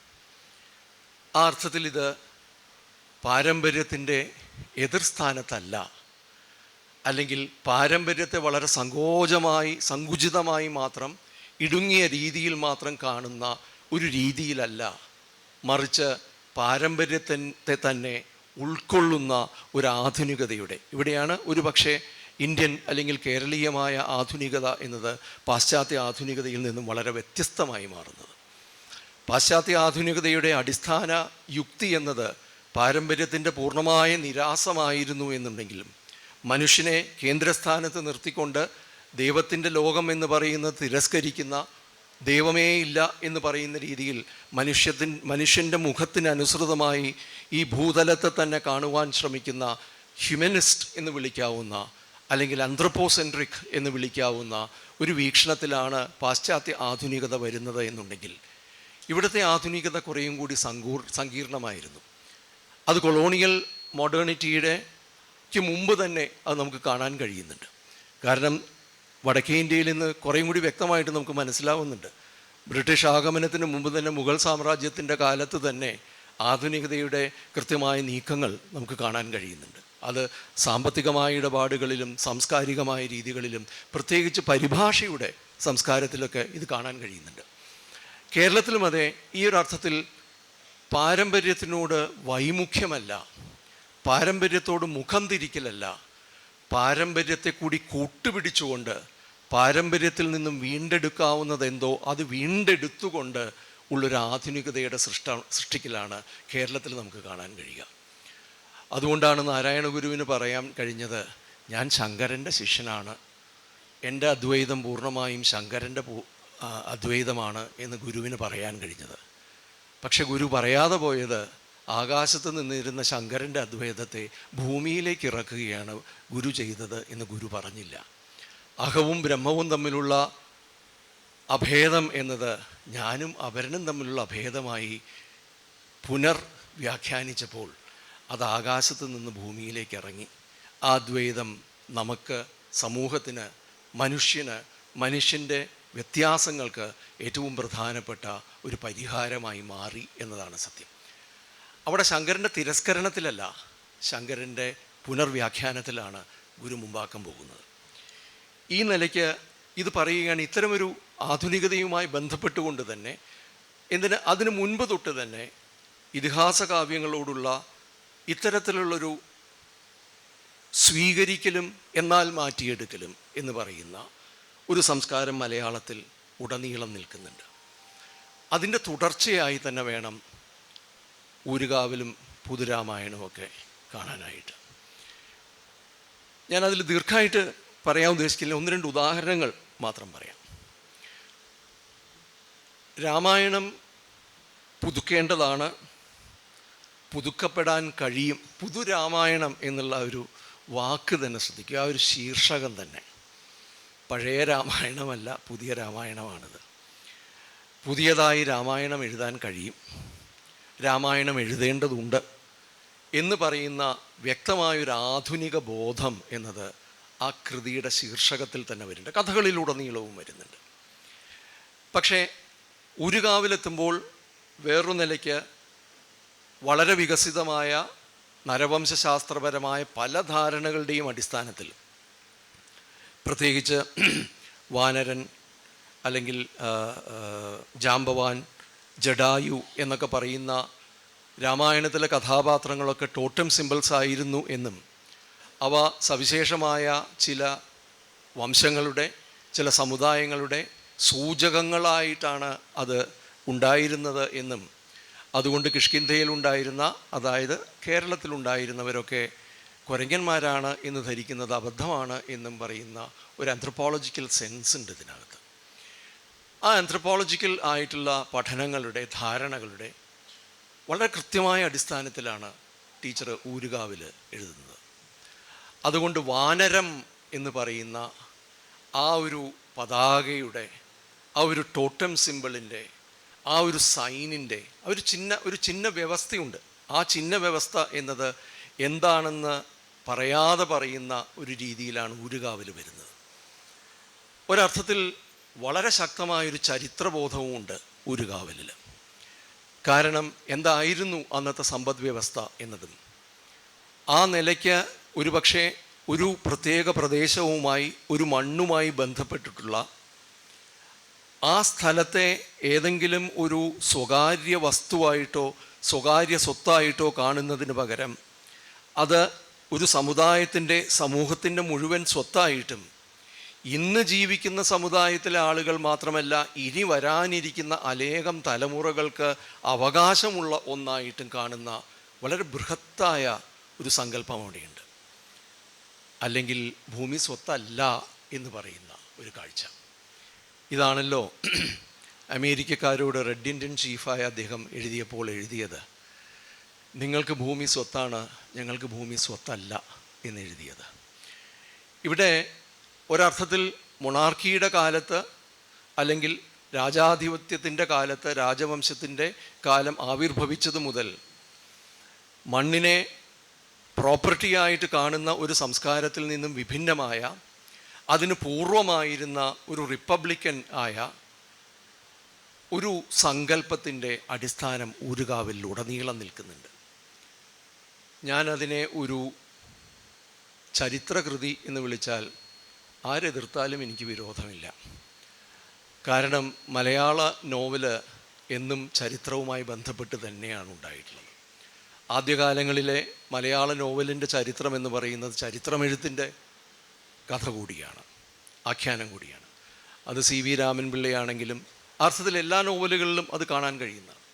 പിന്നീട് ഈ ഡൊമെയിൻസ് എന്ന് പറയുന്ന വ്യത്യസ്തമായ മേഖലകൾ, അതിൻ്റെ രീതിശാസ്ത്രങ്ങളും അതിൻ്റെ ഭാഷയും വികസിതമായി വന്ന ചരിത്രം എന്ന് പറയുന്നത് കൃത്യമായ ഒരു വിഷയമേഖലയായി സ്ഥാപിക്കപ്പെടുന്നതോടുകൂടിയാണ് നോവൽ പതുക്കെ ചരിത്രത്തിൻ്റെ മേഖലയിൽ നിന്നും പിൻവാങ്ങുകയും സാമൂഹിക ചരിത്രത്തിൻ്റെ ഒരു മേഖലയിലേക്ക് എത്തുകയും ചെയ്യുന്നത്. ടീച്ചർ ഇവിടെ യഥാർത്ഥത്തിൽ ചെയ്യുന്ന, ടീച്ചറിൻ്റെ ഈ ഊരുകാവലിൻ്റെ പശ്ചാത്തലം എന്നത് നമ്മൾക്കതിനെ മാറ്റി എഴുതലൊക്കെ ആയിട്ട് കാണാം. പക്ഷെ അതിലേക്കൊക്കെ എത്തുന്നതിന് മുൻപ് ആ ഒരു കാലത്തിൻ്റെ സാമൂഹികമായ അനുഭവം എന്തായിരുന്നു, ആ ഒരു കാലത്തെ സാമൂഹികമായ ഘടന എന്തായിരുന്നു, അതിൻ്റെ സമ്പദ് വ്യവസ്ഥ എന്തായിരുന്നു, അധികാര ബന്ധങ്ങൾ എന്തായിരുന്നു, സ്ത്രീ പുരുഷ ബന്ധങ്ങൾ എന്തായിരുന്നു, ഒരു തലമുറയും അടുത്ത തലമുറയും തമ്മിലുള്ള ബന്ധം എന്തായിരുന്നു എന്നത് വളരെ കൃത്യമായി ആഖ്യാനത്തിലൂടെ പറഞ്ഞുണ്ടാക്കുന്ന ഒരു രീതിയാണ് അവിടെ വരുന്നത്. അത് ഒരു ഹിസ്റ്റോറിക്കൽ ട്രീറ്റൈസിൻ്റെ ഈ എന്താ പറയുക, ഡ്രൈ ആസ് ഡസ്റ്റ് എന്ന് പറയില്ലേ, അതുപോലത്തെ രീതിയല്ല അത് ചരിത്രം അതിനകത്ത് ചുരുളുകളിൽ ഒളിപ്പിച്ചു വെച്ചിട്ടുള്ള ഒരു കൃതിയാണ്. സൂക്ഷിച്ച് വായിച്ചാൽ മാത്രം ലഭ്യമാകുന്ന ചെറിയ ചെറിയ നിധി കുംഭങ്ങളുണ്ട് ആ പുസ്തകത്തിനകത്ത്, ആ നോവലിനകത്ത്. ഒരു വാക്കിലൊക്കെ ആയിരിക്കും. ഒരുപക്ഷെ ഏറ്റവും പ്രധാനമായി കാണേണ്ടത് അംഗദനും താരയും താരയുടെ കൂട്ടുകാരിയും അംഗദനെയും അംഗദൻ്റെ കൂട്ടുകാരനെയും എങ്ങനെ മക്കളായി കാണുന്നു എന്നുള്ളതിലാണ്. ഒരമ്മയ്ക്ക് ഒരു മകൻ, ഒരു മാതാവിന് ഒരു പുത്രൻ എന്ന ഒരു സിസ്റ്റത്തിൽ നിന്നും വളരെ വ്യത്യസ്തമായി മാതാക്കളൊക്കെ മാതാക്കളാണ്, പുത്രന്മാരൊക്കെ പുത്രന്മാരാണ്, അല്ലെങ്കിൽ പുത്രിമാരൊക്കെ പുത്രിമാരാണെന്ന് കാണുന്ന, it is a very different conceptualisation of motherhood. മാതൃത്വം എന്ന് പറയുന്നത് എന്ത്, സാമൂഹികമായൊരു മാതൃത്വം എന്ന് പറയുന്നൊരു സങ്കല്പം അന്നുണ്ടായിരുന്നു എന്ന സൂചന വരുന്നുണ്ട്. അത് ചെറിയ കാര്യമല്ല. കാരണം ഇന്ന് അണുകുടുംബത്തിൻ്റെ യൂണിറ്ററി ഫാമിലി എന്നുള്ള നിലയിലേക്ക് മാറിക്കഴിഞ്ഞ നമുക്ക് മാതാവ്, അമ്മ എന്ന് പറയുന്നതിനെ കേവലം എൻ്റെ അമ്മയായി മാത്രം കാണുന്ന ഒരവസ്ഥയിൽ നിന്നും മകൻ എന്നുള്ളത് എൻ്റെ മകൻ, എൻ്റെ മാത്രം മകൻ എന്ന രീതിയിൽ കാണുന്നതിൽ നിന്നും വ്യത്യസ്തമായി മറ്റൊരു മാതൃത്വത്തിൻ്റെ സാധ്യതയുണ്ട്. മറ്റൊരു എന്താ പറയുക, മകനാവാനുള്ള ഒരു പുത്രത്വത്തിൻ്റെ, അങ്ങനെ ഒരു വാക്ക് ശരിയാണോ എന്ന് എനിക്ക് അറിഞ്ഞുകൂടാ, അങ്ങനെ ഉണ്ടാവാനുള്ളൊരു സാധ്യതയുണ്ട് എന്ന് പറയുന്നു. എന്നെ സംബന്ധിച്ചിടത്തോളം ഇതാണ് ഊരുകാവലിൻ്റെ ഏറ്റവും പ്രധാനപ്പെട്ട ചരിത്രപരമായ ഒരു പശ്ചാത്തലം. പക്ഷേ ആ ചരിത്രപരമായ ഒരു പശ്ചാത്തലത്തിൽ രണ്ട് പ്രധാനപ്പെട്ട യുക്തികളാണ് ടീച്ചർ തിരിഞ്ഞിരിക്കുന്നതായിരിക്കും നല്ലത്. ടീച്ചറെ കാണുമ്പോൾ ഒരു ബുദ്ധിമുട്ടുണ്ട്. രണ്ട് പ്രധാനപ്പെട്ട യുക്തികളാണ് ടീച്ചറിൻ്റെ ഈ കൃതികളിൽ കാണുന്നത് എന്ന് തോന്നുന്നു. പലരും ആവർത്തിച്ച് പറയുന്നൊരു കാര്യമാണ് മണ്ണും പെണ്ണുമാണ് ടീച്ചറിൻ്റെ കൃതികളിലെ വിഷയം എന്നത്. പറ്റില്ല, 5 മിനിറ്റിൽ കൺക്ലൂഡ് ചെയ്യില്ല, കുറച്ചും കൂടി പറഞ്ഞിട്ടേ തീർക്കുള്ളൂ. എനിക്ക് കുറച്ചും കൂടി പറയാനുണ്ട്. നിങ്ങളുടെ എല്ലാവരുടെയും അനുവാദത്തോടു കൂടി 10 മിനിറ്റ് കൂടി പറയാൻ എന്നെ അനുവദിക്കണം.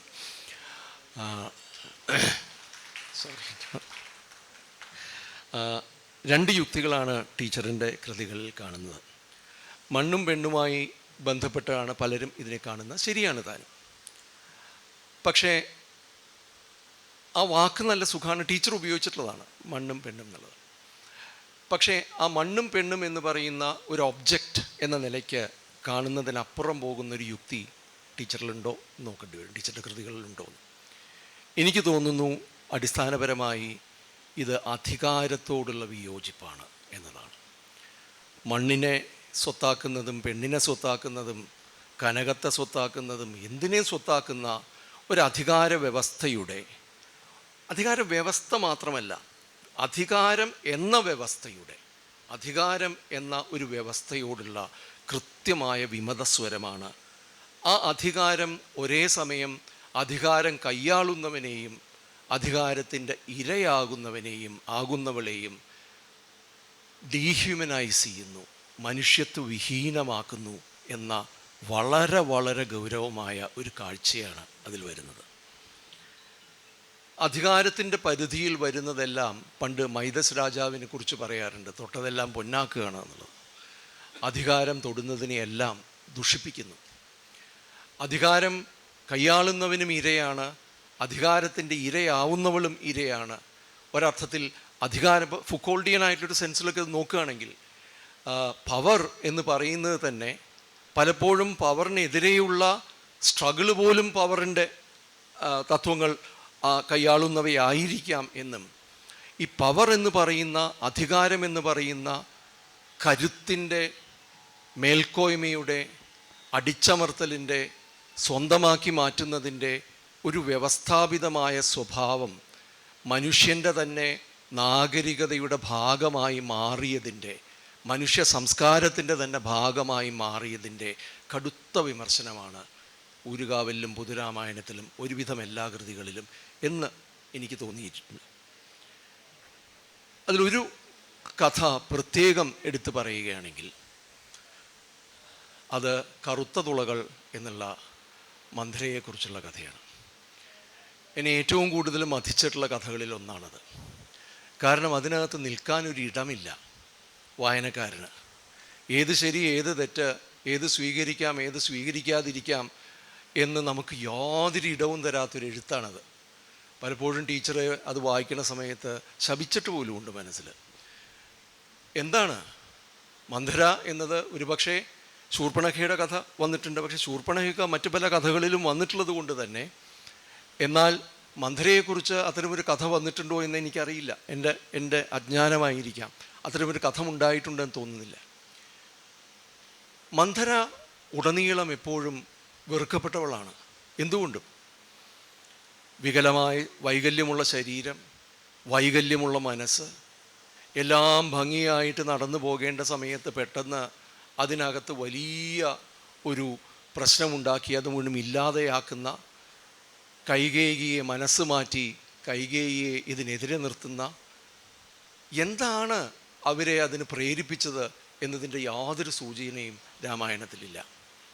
കോൾറിഡ്ജ് ഇയാഗോനെ കുറിച്ച് പറയുന്നുണ്ട് മോട്ടീവ്ലെസ് മാലിഗ്നിറ്റി എന്ന്. യാതൊരു ഉദ്ദേശവുമില്ലാത്ത തികഞ്ഞ മാലിഗ്നിറ്റി, തികഞ്ഞ വെറുപ്പ് അല്ലെങ്കിൽ ഈവിൾ എന്ന് പറയുന്നത്. മന്ദര ഏതാണ്ട് മോട്ടീവ്ലെസ് മാലിഗ്നിറ്റി ആയിട്ട് നമുക്ക് തോന്നാം. മന്ദരയ്ക്ക് ഒരു ചരിത്രമില്ല, മന്ദരയ്ക്ക് ഒരു ഭൂതകാലമില്ല. മന്ദര കൈകേയിയുടെ കൊട്ടാരത്തിൽ കുട്ടിക്കാലം മുതൽ കൈകേയിയെ നോക്കിയിരുന്ന ഒരു സ്ത്രീ എന്നതിലുപരി യാതൊന്നും നമുക്ക് രാമായണത്തിൽ നിന്ന് മന്ദരയെക്കുറിച്ച് അറിയില്ല. അങ്ങനെയുള്ളൊരു മന്ദരയെ ഒരു കഥാപാത്രമായി വികസിപ്പിക്കുമ്പോൾ രാമായണത്തിൽ വന്ന ഒരു ടെർമിനിസ്റ്റിക് സ്ക്രീൻ എന്ന് കെന്നത്ത് ബർക്ക് വിളിക്കുന്ന ഒടുവിൽ കാണുന്ന ആ ദൃശ്യത്തിൻ്റെ പൂർവ്വദൃശ്യങ്ങൾ മുഴുവനും നിർമ്മിച്ചെടുക്കുമ്പോൾ ആരാണ് മന്ദര, എന്തുകൊണ്ടാണ് അവൾ ഇങ്ങനെയായി തീർന്നത്, എന്തായിരുന്നു അവളുടെ പ്രചോദനം, വാട്ട് ആർ മോട്ടിവേഷൻസ് എന്ന ചോദ്യം ചോദിക്കുന്നതോടുകൂടി അതിഭീകരമായിട്ടുള്ളൊരു തലത്തിലേക്ക് അത് മാറുന്നുണ്ട്. മന്ദര കൈകേയിയുടെ ആയയായിരുന്നു, കൈകേയിയെ നോക്കിയവളായിരുന്നു. മന്ദരയ്ക്ക് കൈകേയിയോട് പ്രത്യേകിച്ച് എന്തെങ്കിലും കൂറുണ്ടായിരുന്നോ? ആരോടായിരുന്നു യഥാർത്ഥത്തിൽ മന്ദരയ്ക്ക് കൂറ്? മന്ധരയ്ക്ക് മന്ധരയോട് തന്നെ കൂറുണ്ടായിരുന്നു? ഈ ചോദ്യങ്ങളൊക്കെ ഇതിനകത്ത് വീണ്ടും വീണ്ടും വരുന്നുണ്ട്. ഒരർത്ഥത്തിൽ അധികാരത്തിൻ്റെ പാർശ്വവർത്തിയായി നിൽക്കുകയും കൊട്ടാരത്തിൽ വസിക്കുകയും അതിൻ്റെ ശുഷ്കമായ ചില സൗകര്യങ്ങൾ അനുഭവിക്കുകയും ചെയ്യുമ്പോഴും താൻ എന്നും ഇരയാണ് എന്നൊരു ബോധമാണ് മന്ധരയെ മുന്നോട്ട് നയിക്കുന്നത്. താനും തൻ്റെ വംശവും തന്നെപ്പോലെയുള്ളവരും എന്നും ഈ വലിയ രഥത്തിൻ്റെ, ആ രഥത്തിൻ്റെ ഒരു ഇമേജൊക്കെ വളരെ ഗംഭീര, ഈ രഥത്തിൻ്റെ മുന്നോട്ടുള്ള ഗമനത്തിൽ ചവിട്ടി അരയ്ക്കപ്പെടുന്ന അനേകം ജനതതികളുടെ ഒരനുഭവമാണ് ഒരർത്ഥത്തിൽ മന്ധര സ്വയം എടുത്ത് കൈയാളുന്നത്. അവരുടെ ശരീരവൈകല്യം എന്നത് ഒരർത്ഥത്തിൽ അവരുടെ ശരീരത്തിന് മുകളിൽ ഈ രഥത്തിൻ്റെ ചക്രങ്ങൾ ഉരുണ്ടുപോയതിൻ്റെ സൂചന കൂടിയായിട്ട് നമുക്കതിൽ കാണുന്നു.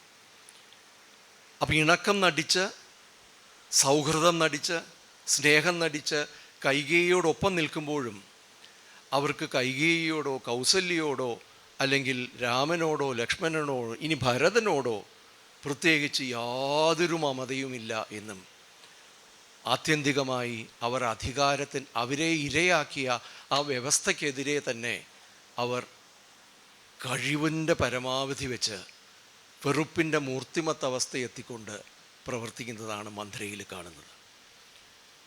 ഒടുവിൽ അവർ തന്നെ അതിന് വീണ്ടും ആർക്ക് വേണ്ടിയായിരുന്നു?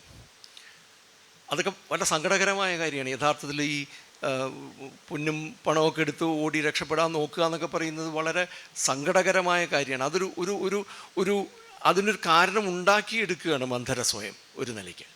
പക്ഷെ അതും സാധ്യമല്ലാതെ മന്ധര കൊല്ലപ്പെടുമ്പോൾ, അവസാനിക്കുമ്പോൾ ഒടുവിൽ ഈ കഥ വായിച്ചൊരാൾക്ക് എവിടെയും നിൽക്കക്കളിയില്ലായ്മയാണ്. അവിടെയാണ് ഈ കറുത്ത തുളകൾ. ഇറ്റ്സ് ഡാർക്ക്, പൂർണ്ണമായും കറുത്തതാണ്.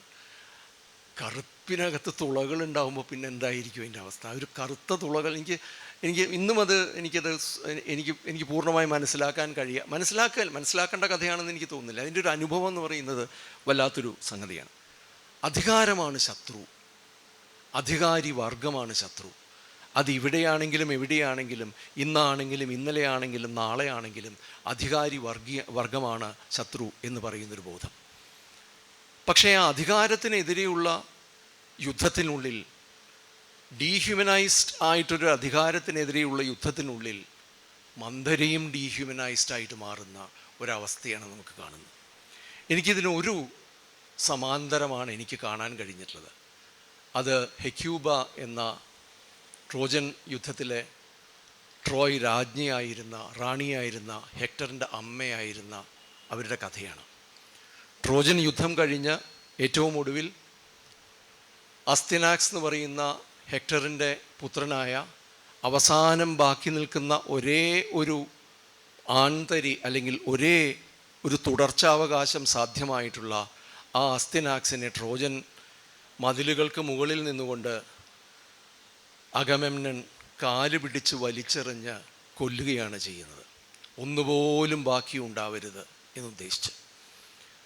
ഹെക്ടർ നഷ്ടപ്പെടുന്നു, പാരിസ് നഷ്ടപ്പെടുന്നു, പേരക്കുട്ടി നഷ്ടപ്പെടുന്നു, സ്വന്തം സഹോദരിയെയും സഹോദരിയുടെ പുത്രന്മാരെയും നഷ്ടപ്പെടുന്നു. എല്ലാം നഷ്ടപ്പെട്ട ഹെക്യൂബ അവസാനം ഒരേയൊരു കാര്യത്തിൽ മാത്രമായിട്ട് ചുരുങ്ങുന്നു. പ്രതികാരത്തിന് വേണ്ടിയുള്ള ദാഹം മാത്രമാകുന്നു ഹെക്യൂബിയെ നിർണ്ണയിക്കുന്ന ഒരേ ഒരു വികാരം. ട്രോയെ ഗ്രീക്ക് സൈന്യത്തിന് ഒറ്റുകൊടുത്ത പോളിംനസ് എന്ന് പറയുന്ന അവരുടെ ബന്ധുവും അയാളുടെ കൂട്ടാളികളെയും അധികം താമസിയാതെ അവർ ഒരു വിരുന്നിന് വിളിക്കുന്നു, അത്താഴ വിരുന്നിന് വിളിക്കുന്നു. അതിഗംഭീരമായ വിരുന്നിനുള്ള വിഭവങ്ങൾ മുഴുവനും മേശപ്പുറത്ത് വയ്ക്കുന്നു. ഭക്ഷണം കഴിച്ചു തുടങ്ങി കുറച്ച് കഴിയുമ്പോൾ അവർ ചോദിക്കുന്നു, എങ്ങനെയുണ്ട് മാംസം, എങ്ങനെയുണ്ട് ഇറച്ചി, നന്നായിട്ടില്ലേ, നല്ല സ്വാദില്ലേ? നല്ല സ്വാദുണ്ട് എന്ന് പറയും.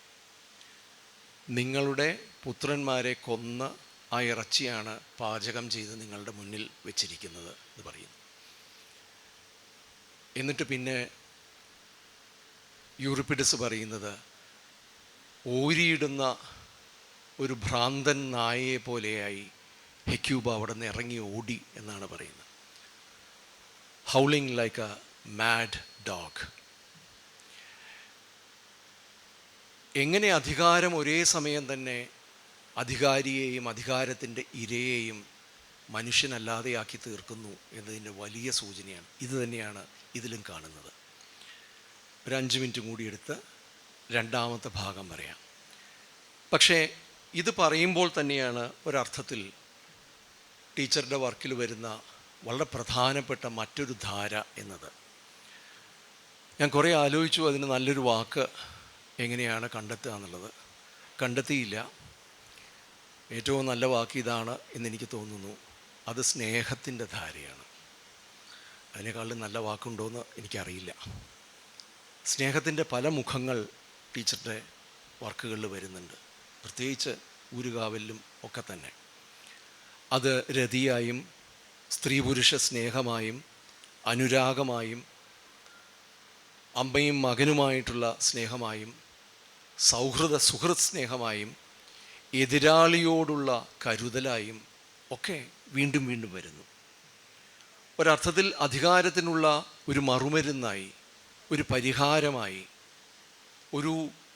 മറ്റൊരു സാധ്യതയായി, ജീവജാലങ്ങൾക്കൊക്കെ ഇടമുള്ള ഒരു ഭൂമിയായി നമുക്ക് ഈ ഭൂമിയെ സങ്കല്പിക്കുവാൻ കഴിയുമെന്നുണ്ടെങ്കിൽ മനുഷ്യനപ്പുറം പോകുന്ന, പ്രകൃതിയെ മുഴുവൻ നമ്മുടെ കൈപ്പിടിയിലാക്കുന്ന, അല്ലെങ്കിൽ നാം പ്രകൃതിയുടെ കൈപ്പിടിയിൽ അമരുന്ന ഒരു സ്നേഹമായിട്ട് ഇതിൽ വരുന്നുണ്ട്. ഇവിടെയാണ് ഒരുപക്ഷെ നാരായണ ഗുരുവിൻ്റെയും ഒക്കെ ഒരു പാരമ്പര്യം എന്നത്. സ്നേഹം എന്നത് ഞാൻ അപരനിൽ നിന്നും വ്യത്യസ്തനല്ല എന്നോ, എന്നിൽ എന്തുണ്ടോ സൂക്ഷ്മമായി ഞാൻ നോക്കുന്ന പക്ഷം അപരനിൽ എനിക്ക് എന്നെ തന്നെ കാണാൻ കഴിയുമെന്നും, ഞാൻ അപരനെ വെറുക്കുമ്പോൾ എന്നിലുള്ള അപരനെയാണ് ഞാൻ വെറുക്കുന്നതെന്നും, ആ വെറുപ്പിനെ എനിക്ക് മാറ്റിയെടുക്കാൻ കഴിയുമോ എന്നുമുള്ള ഏറ്റവും ഏറ്റവും ഉദാത്തമായ സ്നേഹത്തിൻ്റെ ചോദ്യമാണ് ഇവിടെ വരുന്നത്. ആ സ്നേഹത്തിൽ കുസൃതിയൊക്കെ ഉണ്ട്. പ്രത്യേകിച്ച് താരയുടെ ഒരു സ്നേഹത്തിൻ്റെ കഥ എന്നത്, അത് ബാലിയും താരയുമായിട്ടുള്ള വേഴ്ചയുടെ ഒരു വിവരണമൊക്കെ ഇങ്ങനെ ആഘോഷപൂർവ്വമാണ് എഴുതിയിരിക്കുന്നത്. അതൊരു ആഘോഷമാണ്. നമുക്ക് ആഘോഷത്തോടെ അല്ലാതെ അത് വായിക്കാനും കഴിയില്ല. എഴുന്നേറ്റ് നൃത്തം ചെയ്യാനൊക്കെ തോന്നിപ്പോവും. അതിൻ്റെ ഒരു പൊലിമയല്ല, അതിൻ്റെ ഒരു ആഘോഷ സ്വഭാവം എന്ന് പറയുന്നത്. പലപ്പോഴും നമ്മളുടെ വളരെ സൂചിമുനയാർന്ന വിമർശനത്തിൽ നഷ്ടപ്പെട്ടു പോകുന്നൊരു കാര്യം എന്നത് ജീവിതത്തിൻ്റെ ആനന്ദമാണ്, ജീവിതത്തിൻ്റെ സൗകുമാര്യമാണ്, ജീവിതം ജീവിക്കാനുള്ളതാണ് എന്ന് പറയുന്ന ബോധമാണ്. നാം ഓരോ കള്ളികളിലേക്ക് ചുരുക്കിയെടുത്ത് ഇത് ശരിയല്ല, അത് ശരിയല്ല, അത് ശരിയല്ല എന്ന് പറയുന്നതിൻ്റെ ഭാഗമായി ജീവിക്കാൻ നമ്മൾ നഷ്ടപ്പെട്ടു പോകും, മറന്നു പോകുന്നുണ്ടോ? ആനന്ദം എന്നത് നമ്മുടെ ജീവിതത്തിൽ നിന്ന് നഷ്ടമാകുന്നുണ്ടോ?